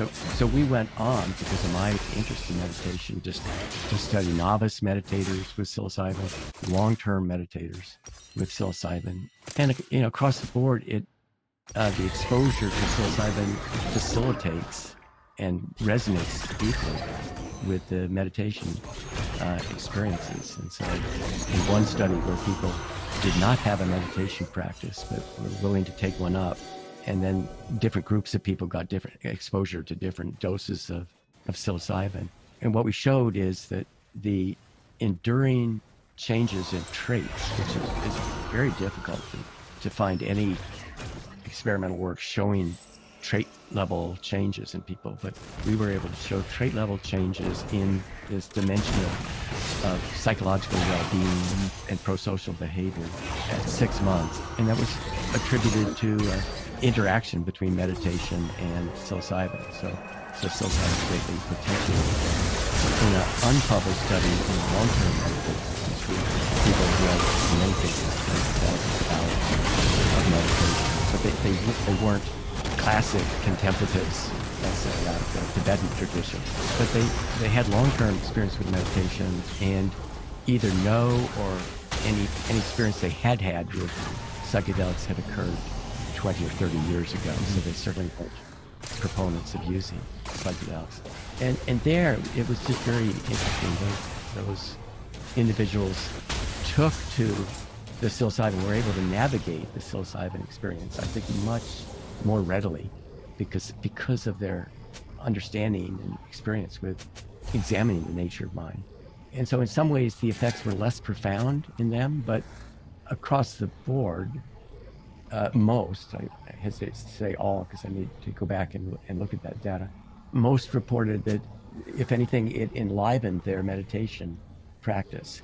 Long-term meditators can very often fall into a habitual type of practice. That they have a go-to practice of meditating on breath or visualization or whatever, and they can lock into that practice, and it can become habitual.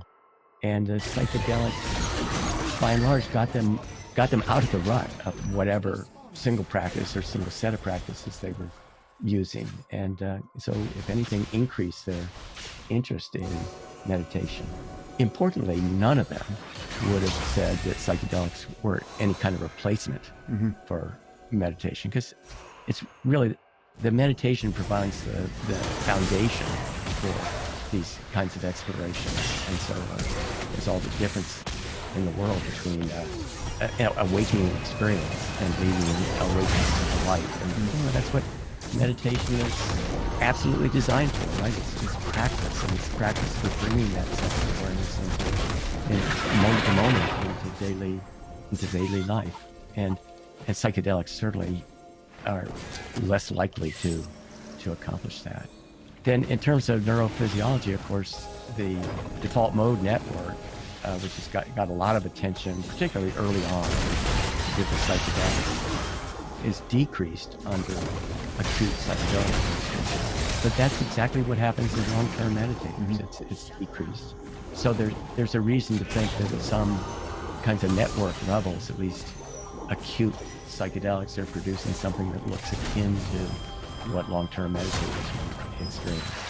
Although, you can appreciate our understanding about the nature of our consciousness and these kinds of effects are really in their absolute infancy. And we just don't have the scientific tools to really pull them apart as yet. But I think there's a lot of research to be be done with meditation and psychedelics. One thing I might say is that if I think about how we prepare a meditation naive and psychedelic naive individual for a session, we essentially talk about having them look at the nature of mind and look at the nature of objects of consciousness that will appear during the session. And the one thing that we very often say, it's just kind of a metaphor, is it's unpredictable.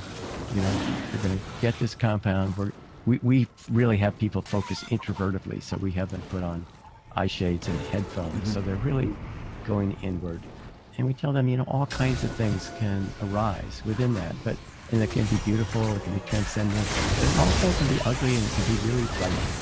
And so if, for instance, during the session, a demonic figure appears, and it would be as frightening as you could possibly imagine, created by you or you. If that should appear, what you don't want to do is run from it, because if you try, you're never going to escape it.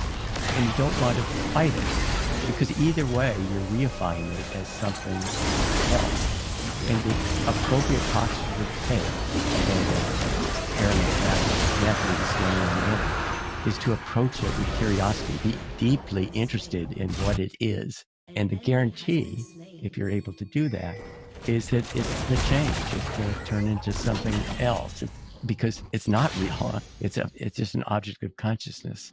And so we're essentially giving people, I think, a mini course in mindfulness, inviting them to go into that. And it's, I think, for that reason that meditators have much less difficulty navigating the psychedelic experience, because they're accustomed to seeing the games their mind can play. You don't go on a long-term meditation retreat without being humbled by all kinds of thoughts or ideas that torture you until you realize once again that you've just been caught up in a story, in a narrative that seems silly once you can step back from it.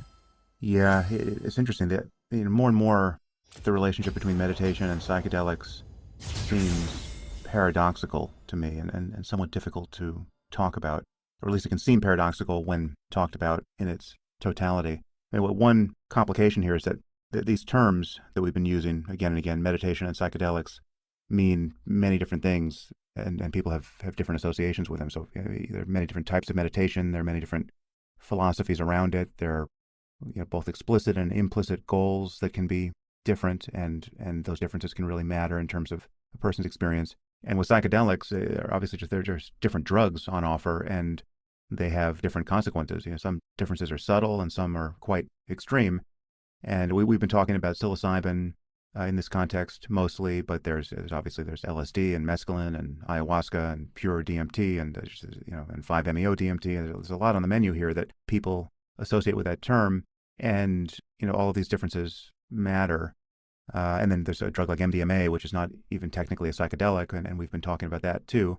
And then there's just this fundamental difference in the plane of focus for anything like a mindfulness-based approach to meditation and the ordinary use of psychedelics. So we can distinguish between the contents of consciousness and consciousness itself as a starting point here. And the goal in many forms of meditation, and certainly in any sophisticated or mature approach to mindfulness, is to recognize something about consciousness itself that is liberating, right? It's not to change the contents of consciousness. It's to notice that one's relationship to the changing contents of consciousness is the problem. That it's the problem of clinging. It's the problem of incessantly plunging into greed and hatred and delusion, into grasping at what's pleasant and pushing what's unpleasant away, and not recognizing what's neutral. The practice at that point is to keep falling back into this mere witnessing of experience, i.e. the contents of consciousness, and to relax one's reactivity to the point that you can recognize that consciousness itself, that the mere light by which everything is appearing, has an intrinsic quality of freedom to it. And most importantly, it's free of the sense of self, that what you're calling yourself is among the appearances before the floodlights of consciousness. And consciousness is a prior condition to its arising. And that can be noticed regardless of what the contents of consciousness are. So it could just be the most ordinary sights and sounds and sensations and thoughts without any of the remarkable disclosures that are more or less synonymous with the psychedelic experience. And so that's meditation. And yet, somewhat paradoxically, many of us, not you, but me and many others, wouldn't have recognized that meditation was or even could be a thing, but for the pyrotechnic experience of psychedelics. And there's also just the fact that, quite related to that claim, which is that if you give 100 naive people a meditation instruction, I don't know what percentage will find anything of interest there, but some considerable number of people, if you're selecting randomly, will close their eyes and look within and attempt to follow whatever instruction you give them, and very likely find nothing of interest, right? Nothing will happen, and they'll walk away perplexed and perhaps grateful not to have to waste their time on that project for even a minute longer. Whereas 100 naive people given the sufficient dose of psilocybin or LSD or any other psychedelic, something like 100% of those people will have a radical change in their experience. And, as we've already discussed, some of those changes could be starkly unpleasant, and they'll come away feeling like that was not a good experience. But for a very high percentage of people, with the appropriate set and setting, they will have one of the most important and transformative experiences of their lives. Yet that transformation and the associated importance will be the result of radical changes in the contents of consciousness. They'll be, all of their neurotic, normal thoughts will be blown away, and what will be left is something like the classic beatific vision that one encounters in spiritual and mystical and religious literature. I mean, there'll be, vast perceptual changes, and, if their eyes are open, the connection with the natural world will be extraordinary. And if their eyes are closed, and they've taken something like a high dose of psilocybin, the landscape of mind will open up into this vast territory of visual experience and visual and synesthetic experience, where one's emotional body is brought forward across this landscape of immense visual implication. And in some ways, the center of the bullseye meditatively is orthogonal to all of the extraordinary changes that can happen for a person taking psychedelics. And yet they're quite complementary and supportive in ways that we have discussed. I mean, one is, many people just can't even get started with meditation but for first having had a psychedelic experience. And conversely, many people have a much better psychedelic experience based on their meditative experiences and the training they've had in just letting go of thought and conceptualization and negative emotion and not clinging to experience itself as a basic orientation. So it's sort of hard to talk about, I think, but there's at least for me personally, meditation and psychedelics have been kind of two wings of the bird of, having a first-person mode of inquiry into the nature of mind. And it's, I can't view either as dispensable, and yet they're quite different when taken separately at any point in one's journey and for a significant period of time. Yeah. Let's see, a couple things. One, when you were describing what it is you learn in meditation, I think what was occurring to me as you were rolling through the list of how that changes your experience is that's available within the psychedelic experience. Yeah. But I will grant you that intermittent use is, there's very little stability. But that actually leads me to propose what I think will be a really interesting future direction for research, and that is integration of intermittent and perhaps low dose psychedelic use with meditation. So with a foundation of a meditation practice and then low dose psychedelics imposed on that. And I will confess to having done a week-long meditation retreat, and 3 days into the retreat, taking a microdose of LSD on the order of 10 micrograms, which is, sometimes said to be subperceptual, but that's that's not right. But it's barely perceptible.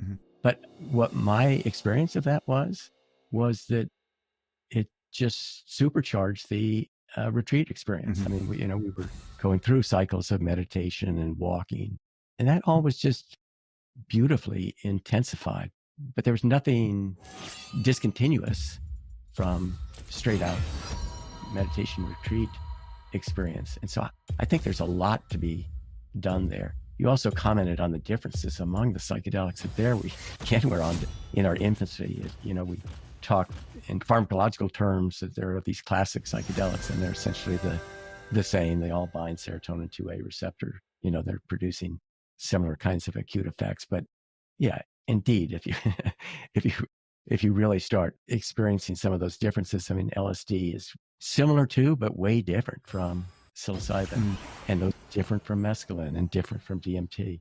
You know, there's a lot of interesting work to be done with that.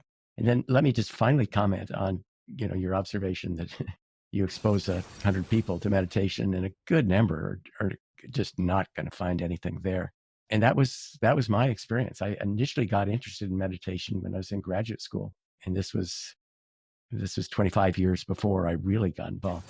And there, I thought, geez, this sounds like it'd be interesting. I'm going to, give this a try. I realized that the teacher is talking stuff that doesn't converge with my understanding of science at all, but I'll take it metaphorically. And so I gave it a try, but but it was torture. Yeah, you bounced off. 3 minutes felt like 3 hours, and I very, very quickly decided this wasn't for me. And it was only subsequently that, for whatever set of reasons, I tried again, and then something opened up for me. Yeah. I can't remember if this came out of your lab or not, but there was at least one paper I read integrating I think it was a 5-day meditation retreat, or it might have been a 7-day retreat with, I don't recall it being low doses of psilocybin. I thought it was an actual psychedelic dose, but are you aware of that study? Yes, that came out of the Switzerland group, led by Franz Vollenweider. And they did a meditation retreat. This is a Buddhist retreat. And then on one day, they gave a rather high dose of psilocybin and reported positive effects of the type that we've seen and not yet reported. But I think there's real room for further exploration of lower doses, and if you give a high dose of psilocybin, it's hard for me to imagine what that would be like in a retreat situation. But it wouldn't lend itself well to normal retreat experience. That's for sure. Yeah. Well, it's also hard to picture how it scales. I mean, if you have 100 people on a retreat together, how you give 100 people high doses of psilocybin and keep everyone comfortable. That's hard to picture. And safe. Yeah. So what are your thoughts about microdosing? Because you just mentioned it, and this is obviously all the rage in certain parts. It's said that you can tell a lot about a city by its tallest structure. In New York, that was once the Chrysler Building, capitalism colliding with art and hubris to reign supreme over the skyline. The city's tallest building has of course changed hands many times since, but the Chrysler's become a landmark in the one place above all others that's now synonymous with the skyscraper. Now it's set to be covered up by a new generation of glass-covered office towers.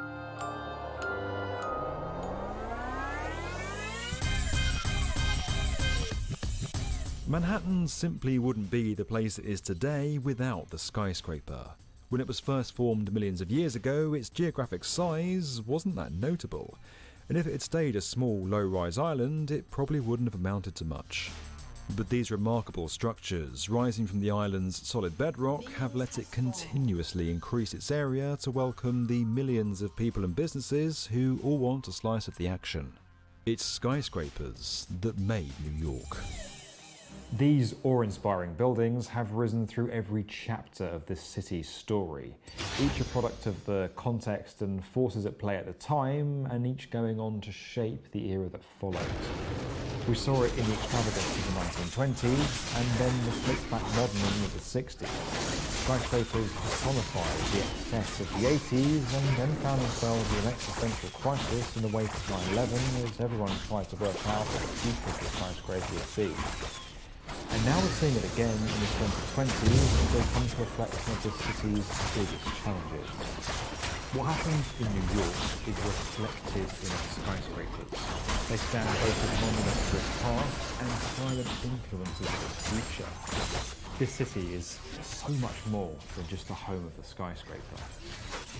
It was made by it. Greatness of New York is perhaps most spectacularly seen in its buildings. For here on the island of Manhattan is the most impressive concentration of stone and steel masonry the world has ever known. New York is synonymous with skyscrapers. It's what everybody around the world thinks of first when you say the word New York. The Chrysler Building is just the grandest of them all. One of those buildings that you can't imagine New York City without.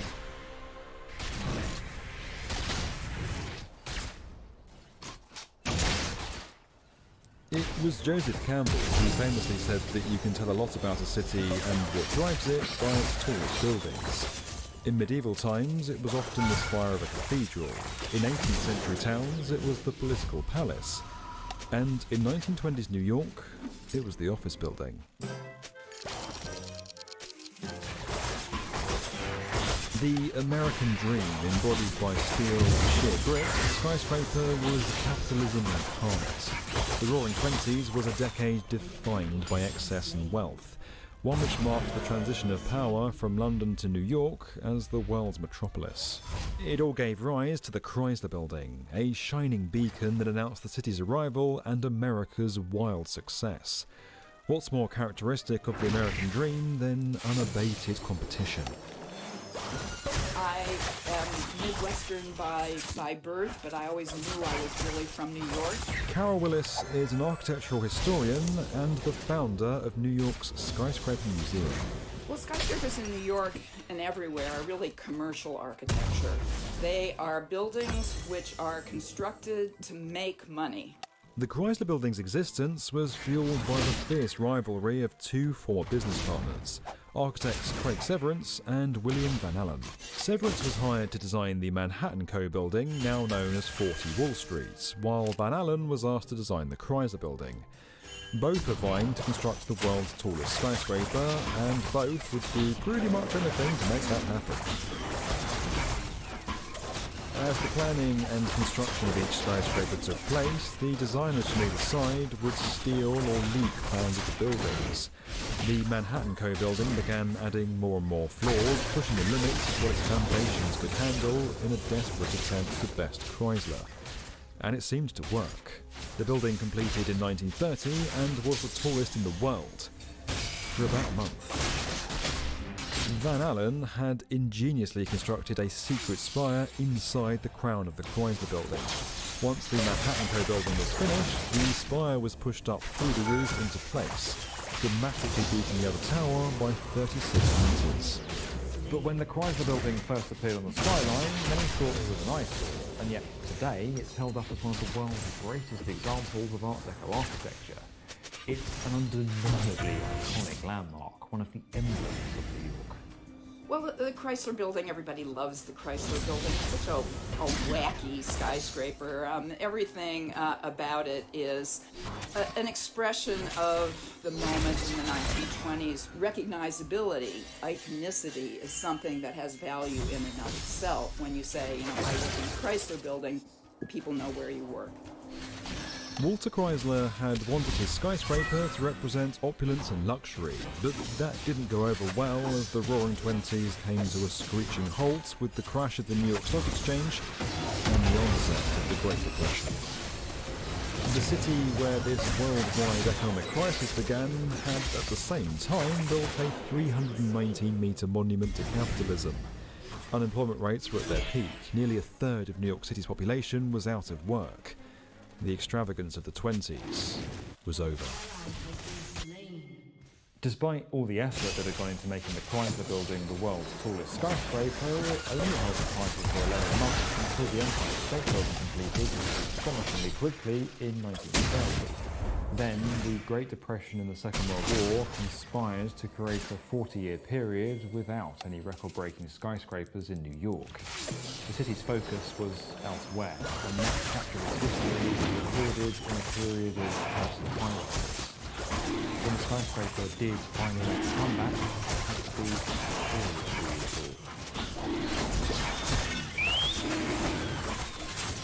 I never could do that. By the 1960s, New York was a different city. There were protests, strikes and violence. It was a time of radical change and unrest. It was a time for something new. Ornamentalism and detail weren't right for buildings. It became all about simplicity and function. In an attempt to revitalise the then struggling Lower Manhattan, Japanese-American architect Minoru Yamasaki was selected to design the World Trade Center in 1962. He put forward an idea for two enormous twin towers, a pair of grey monoliths that were almost an extreme iteration of modernism. They had sleek straight lines, were aggressively vertical, and had none of the step-backs or details of New York City's Art Deco skyscrapers. These were buildings born out of a very different New York. 110 stories times 2 buildings, 220 acres of office space. That's as many square feet as exist in many downtowns of second-tier cities. Yamasaki's fear of heights meant the towers had relatively narrow windows, just 45 centimetres wide. They only covered 30% of each building, making them look like solid metal slabs from a distance. Now, at the time, it wasn't economically feasible to build a skyscraper more than 80 stories tall because of the space that its elevator shaft would take up on the floor plate. The higher you build, the more people you have living or working up the building, and the more elevators you need, particularly in structures like this that don't taper and have a huge floor plates, even at their summits. That all means more elevator banks eating up lettable floor space. Elevators don't pay rent. To get around this, Yamasaki and his team designed sky lobbies on the 44th and 78th floors of each tower that would break up the elevator journey. Crucially, that meant that different elevators could use the same shaft and reduced the overall number of shafts needed on the floor plate. It enabled the buildings to rise 110 stories above the city, but also created a mini commute for anyone with an office above a sky level floor. That wasn't all. Structural engineering also had to advance to make these towers possible. The support columns for the towers were both at the central core, like a traditional skyscraper, and around the outside of the buildings. This essentially made each tower a sort of box within a box, joined by horizontal trusses at each level. This meant there were no support columns within the actual floor plates, allowing for vast open office space. The Twin Towers of the World Trade Center is a real anomaly in the history of the skyscraper in New York. Not just because they were the tallest buildings in the world, they were also exceptional because they were built by government. The towers finally opened their doors in 1973 to a public who'd grown weary of them. The project cost the equivalent of $4.5 billion in today's money, and has reportedly come at the expense of some public transportation facilities. Some residents of Manhattan were still angry at the relocated, and critics said the towers looked like filing cabinets. These are boxes that the Empire State Chrysler Building was delivered in. But over the next decade, they steadily became embraced as American icons, helped by films like King Kong, Superman and Manhattan, as well as Philippe Petit's heart-stopping tightrope walk between them in 1974. The Twin Towers became synonymous with the city itself.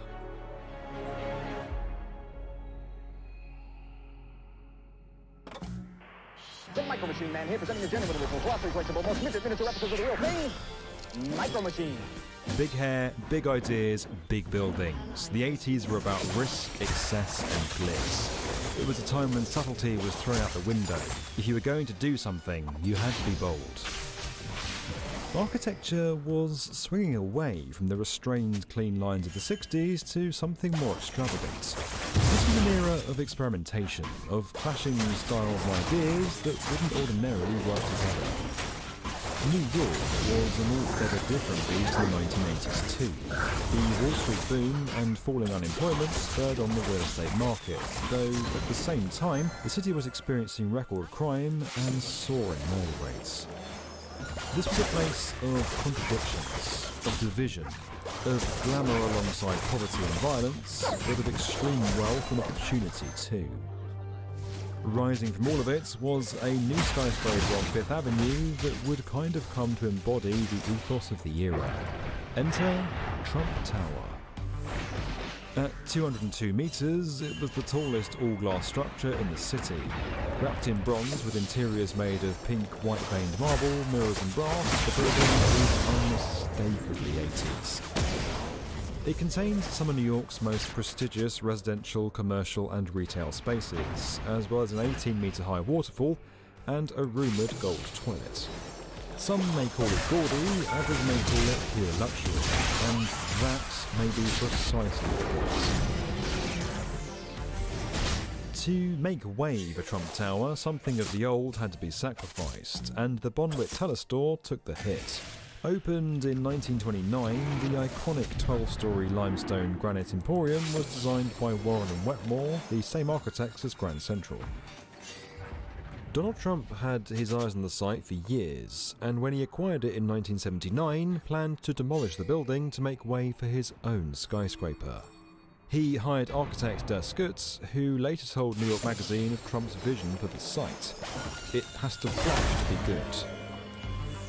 Preservationists wanted to save a pair of 4-metre Art Deco sculptures and a large nickel-plated grille over the store's entrance. Both were promised to the Metropolitan Museum of Art, but were ultimately destroyed when the effort to preserve them was found to be causing construction delays. And it wasn't the only controversy surrounding the building of this particular skyscraper. In many ways, Trump Tower embodies the runaway ambitions of this time. The 1980s were the era of Reaganomics, real estate booms, and stock market highs and lows. Capitalism, growth, and success no matter the cost. In later years, the tower's taken meaning both as a place for supporters of and protesters against the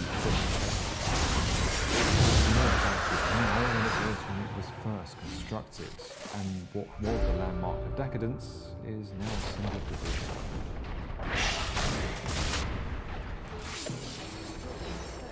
What a building represents, what it means as a symbol can change over years, or even in a single day. Your turret has The world changed on 9/11. New York and its tall buildings were thrown into an identity crisis. How do you build a skyscraper after 9/11? Does the world even want a skyscraper? At the time at the start of the 2000s, no one really knew the answer to those questions. Some said American cities should stop building skyscrapers altogether, fearing they'd create a magnet for future terrorism.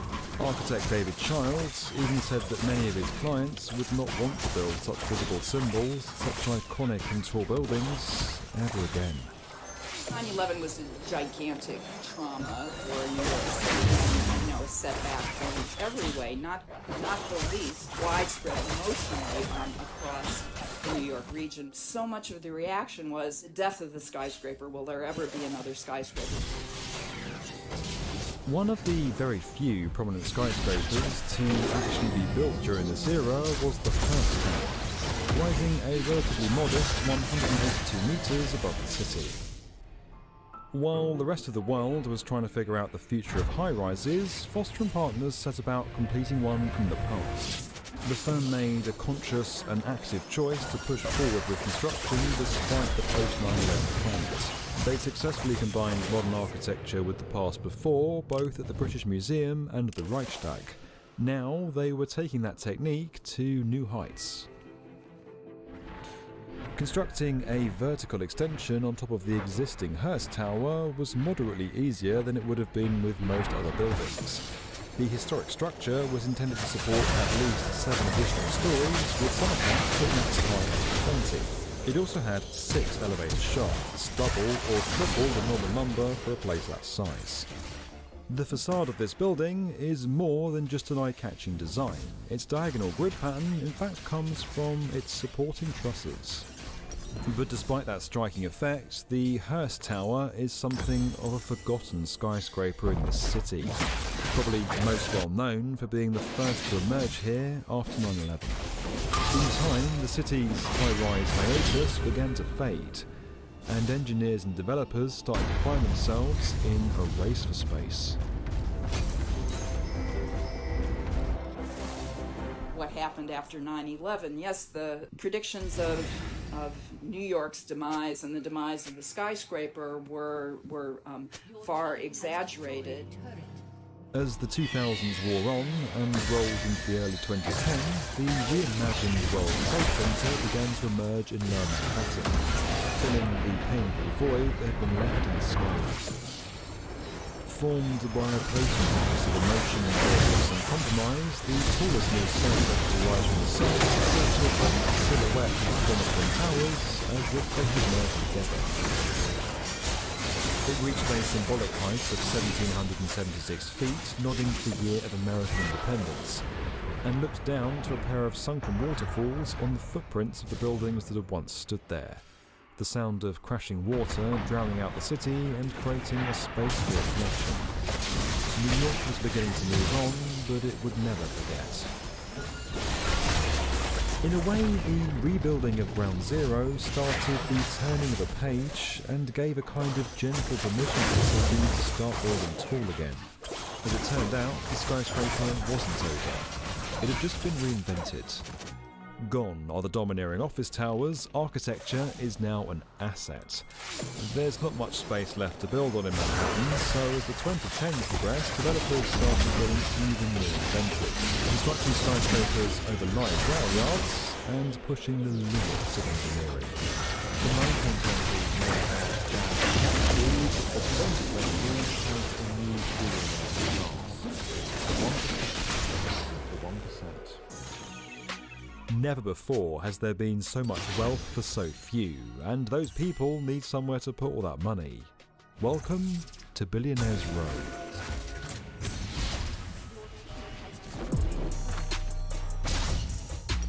To develop the small sites remaining on 57th Street with buildings tall enough to offer Central Park views and enough floor space to make a return, developers here spent years acquiring the air rights for properties around their lots. That enabled them to combine those rights onto their site. Stories in 2022 was the announcement by Microsoft, who now owns GitHub, that they were going to kill the Atom text editor. The Atom text editor was originally built by GitHub. They created the Atom text editor. They were the maintainers of the Atom text editor. And then, of course, when Microsoft bought GitHub, Microsoft became the maintainers of the Atom text editor. But Microsoft has VS Code, a very similar project. So we knew when Microsoft bought GitHub, they weren't going to continue on with Atom forever. They probably eventually killed the project. And that's what happened. About 5 or 6 months ago, they announced that they were going to sunset the Atom text editor, which caused a lot of anxiety and anger in the community because a lot of people depend on the Atom text editor. Many people have been using it for years and they love the project. Many of them have been contributing to the project for a number of years. But one of the things with free and open source software, I often say this, free and open source software never dies. If there's enough people around that want something to continue as far as free and open source software, if you want to put in the effort to maintain it yourself and to continue developing this piece of software, you can make it happen. And that's exactly what the community is doing with Atom. What they have done is they have forked Atom and they're going to continue on with this new text editor that they're calling Pulsar. One of the contributors to the Pulsar text editor reached out to me. He messaged me to let me know about this new project, and he, of course, he wanted me to share the announcement that this thing exists with you guys, and that's why I'm doing today's video. He wrote to me, "Hey DT, I know you aren't the biggest fan of the Atom text editor, but I know you do love open source, and I thought you might like to know that a small community came together after GitHub decided to kill Atom off so that we could keep it going, and we renamed it Pulsar. This isn't some pipe dream either. There is a lot of good work going on to modernize it, bumping node versions, Electron versions, etc., with a view to bringing it up to date. We plan to really emphasize the hackability of it. Really think of it almost like a JavaScript Emacs, where you can alter and customize almost any area of the editor you want." That sounds really interesting because honestly, the Atom text editor did have a lot of really neat plugins. It was quite customizable. In that department, it was very good. Could it be better? Yes, and I love the fact that this new fork of Atom is not just going to be the same thing, right? Especially now that it is a community project. It's not something run by GitHub or Microsoft. I think you're going to see a lot more development in that kind of area when we talk about customization and flexibility and, the ability to make your text editor truly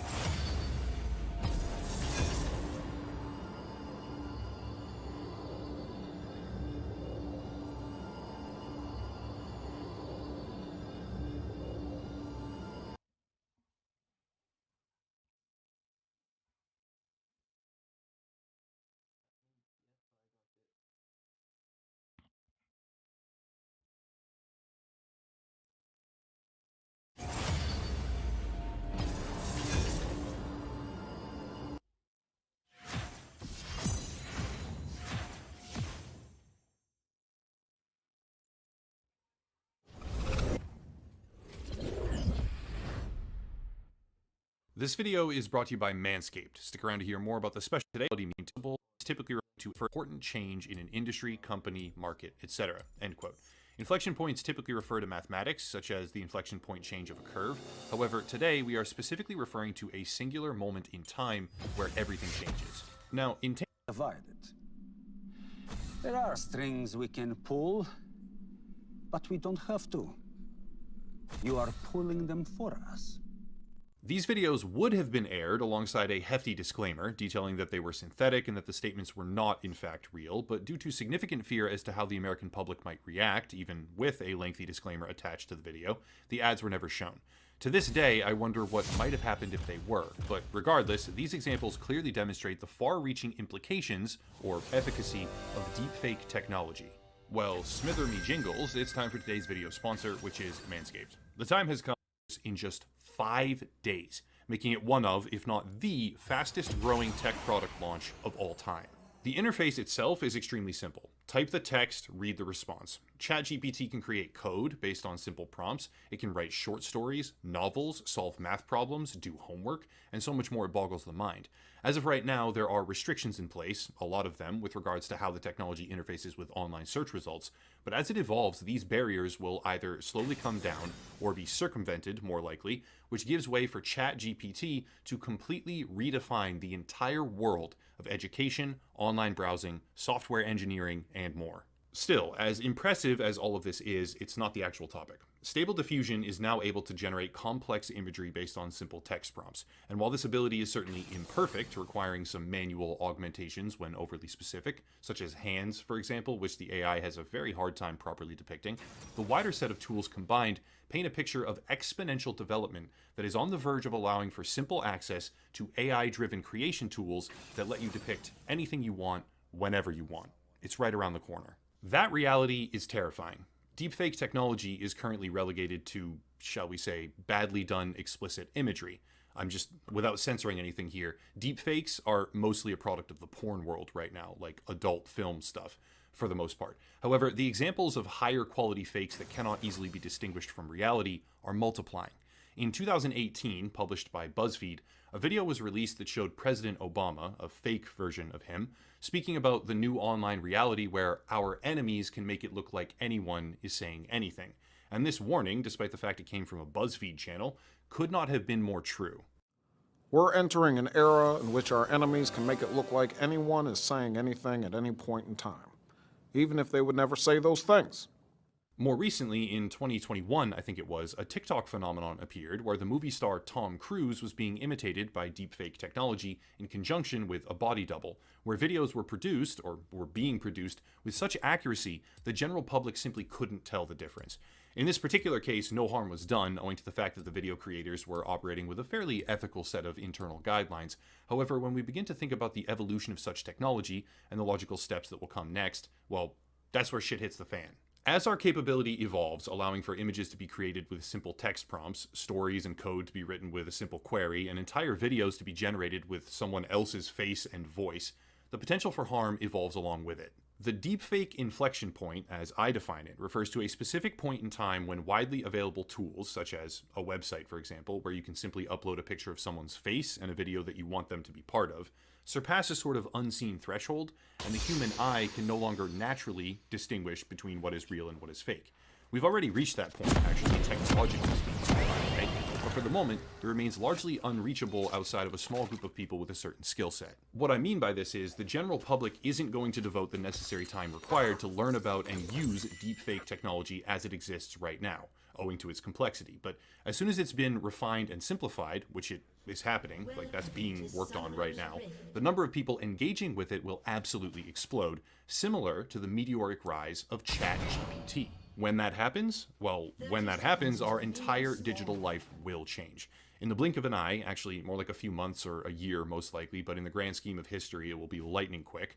In the blink of an eye, the online world we browse will become totally impossible to trust in the slightest. Now, bear with me here because it may seem scattered and a little bit unrelated, but it's actually extremely relevant. World War I, arguably one of the deadliest wars in history, was not only devastating as a result of its scale, it was also devastating because of a mismatch between tactics and weaponry. During the First World War, prior tactics of trench warfare remained, with extremely simple maneuvers like rushing straight forward into an enemy's defense line, while the weaponry that was used had significantly advanced over time.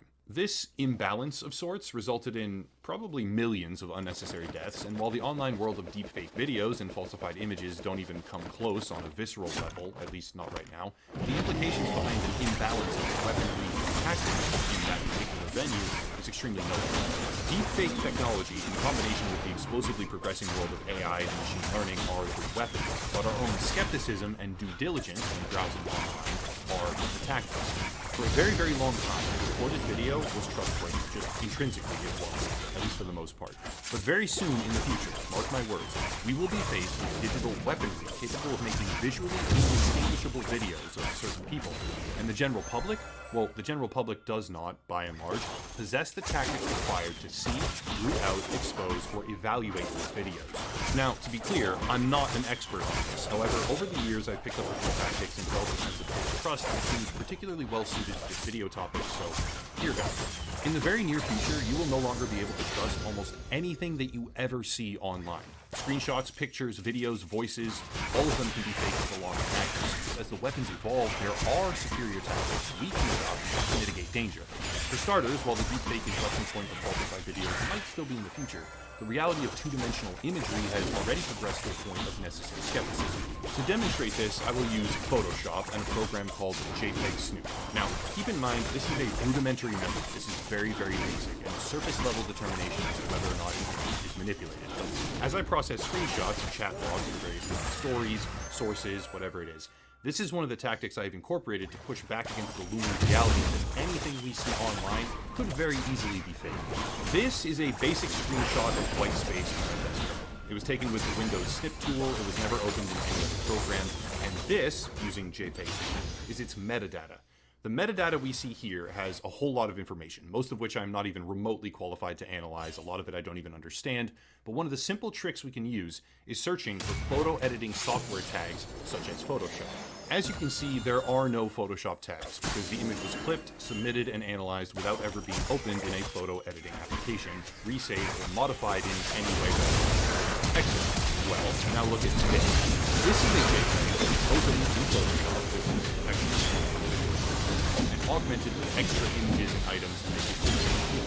If we search the metadata here, we will see numerous examples of the Photoshop tag, clearly outlining that this image, at the very least, was opened by an editing application and then resaved. Even better, here is the metadata for a document that I was sent by an inside source for a prior different video, where we can see a lack of Photoshop tags, but after going in, making visually interceptable changes, deleting some of the text and modifying various times inside Photoshop, the metadata now does include Photoshop references and new information. To be clear, I'm just using this to demonstrate. I didn't actually alter anything when I displayed this in my prior video, but I did go in and check to see if it had been altered. Wait, so I have to go in and check what sources send me and see if there's editing software tags. And if there's not, it's legit. And if there are, then I have to have a very serious conversation, because if it's been opened in Photoshop, and it could have been edited any number of ways. Now, to be clear, you absolutely can fake metadata or alter it with certain programs undetected. On top of this, there are a great deal of editing programs that aren't titled Adobe Photoshop and don't leave as many traces behind or need to be particularly searched. Not to mention the fact that I am in no way qualified as a digital forensic expert. But this type of rudimentary tactic is going to become absolutely essential for everyone online if they care even slightly about the truth. For video, there are a multitude of steps that can be taken, such as an analysis called VELA, where compression produces errors, and those errors are then analyzed by subtracting one video from the other. But for the most part, even rudimentary methods will be incredibly helpful for anyone looking to verify authenticity of what they are looking at. One method that I myself use on pretty much every video I process is to run source material and other references through a program called VLC Media Player and look for duplicate frames. As an example, here's a video I did pertaining to Lord of the Rings. When cycling through frame by frame, sometimes we can see that some of the frames are actually duplicated. And this is because of a mismatch between the frames per second I recorded at and the frames per second of the output when rendering a modified video. It's actually a lot more complicated than that, but a raw original video recorded at a set frame rate, especially from like a cell phone or something like that, will not have many or any really duplicate frames. Duplicate frames are a result of the video having been put through editing software and then re-rendered. These are obviously not foolproof tests, of course, but this kind of basic due diligence when looking at online material is about to become crucial.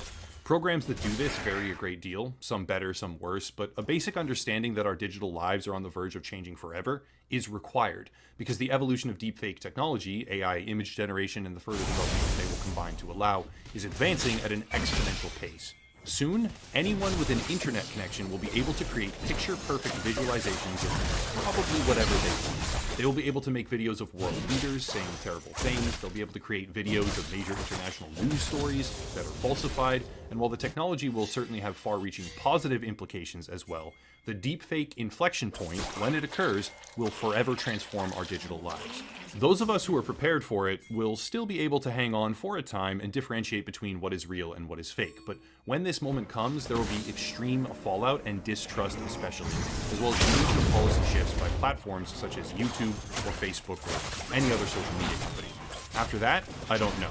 Some type of platform or even governmental level response that seeks to identify and remove falsified images and videos, probably, though that strays into dangerous territories of freedom of speech and expression and all sorts of stuff. It's going to be murky waters to say the very least, but as we as individuals can either be caught in these digital tides by accident or unknowingly like a riptide on the coast, or we can swim through deliberately with a plan. For me, the answer is obvious, and while I'm certainly not qualified as an expert on artificial intelligence or digital forensics, with the way the world is moving, yeah, I'm working on trying to become one, and everyone who heavily interacts with the online world should be seeking to do the same. That's it. If you want to support, please check out the links down below, or go to Patreon for a monthly subscription, merch, social media, the video sponsor, etc., but I'll cut it there and stop rambling. As always, thank you all for watching, and have a nice night.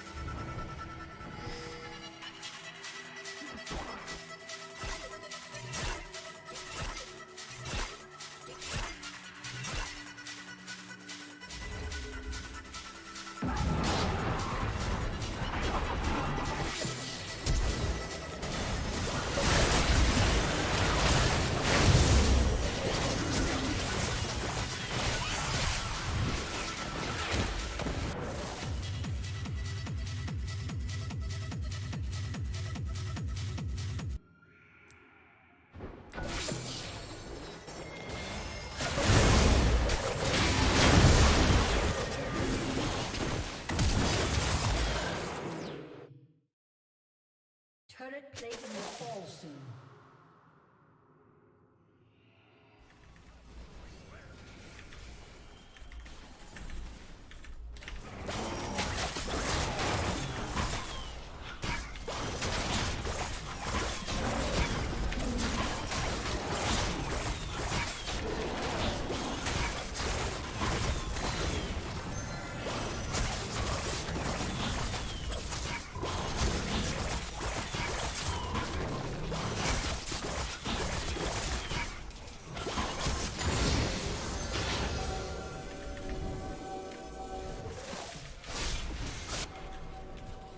Alright, that's all this guy.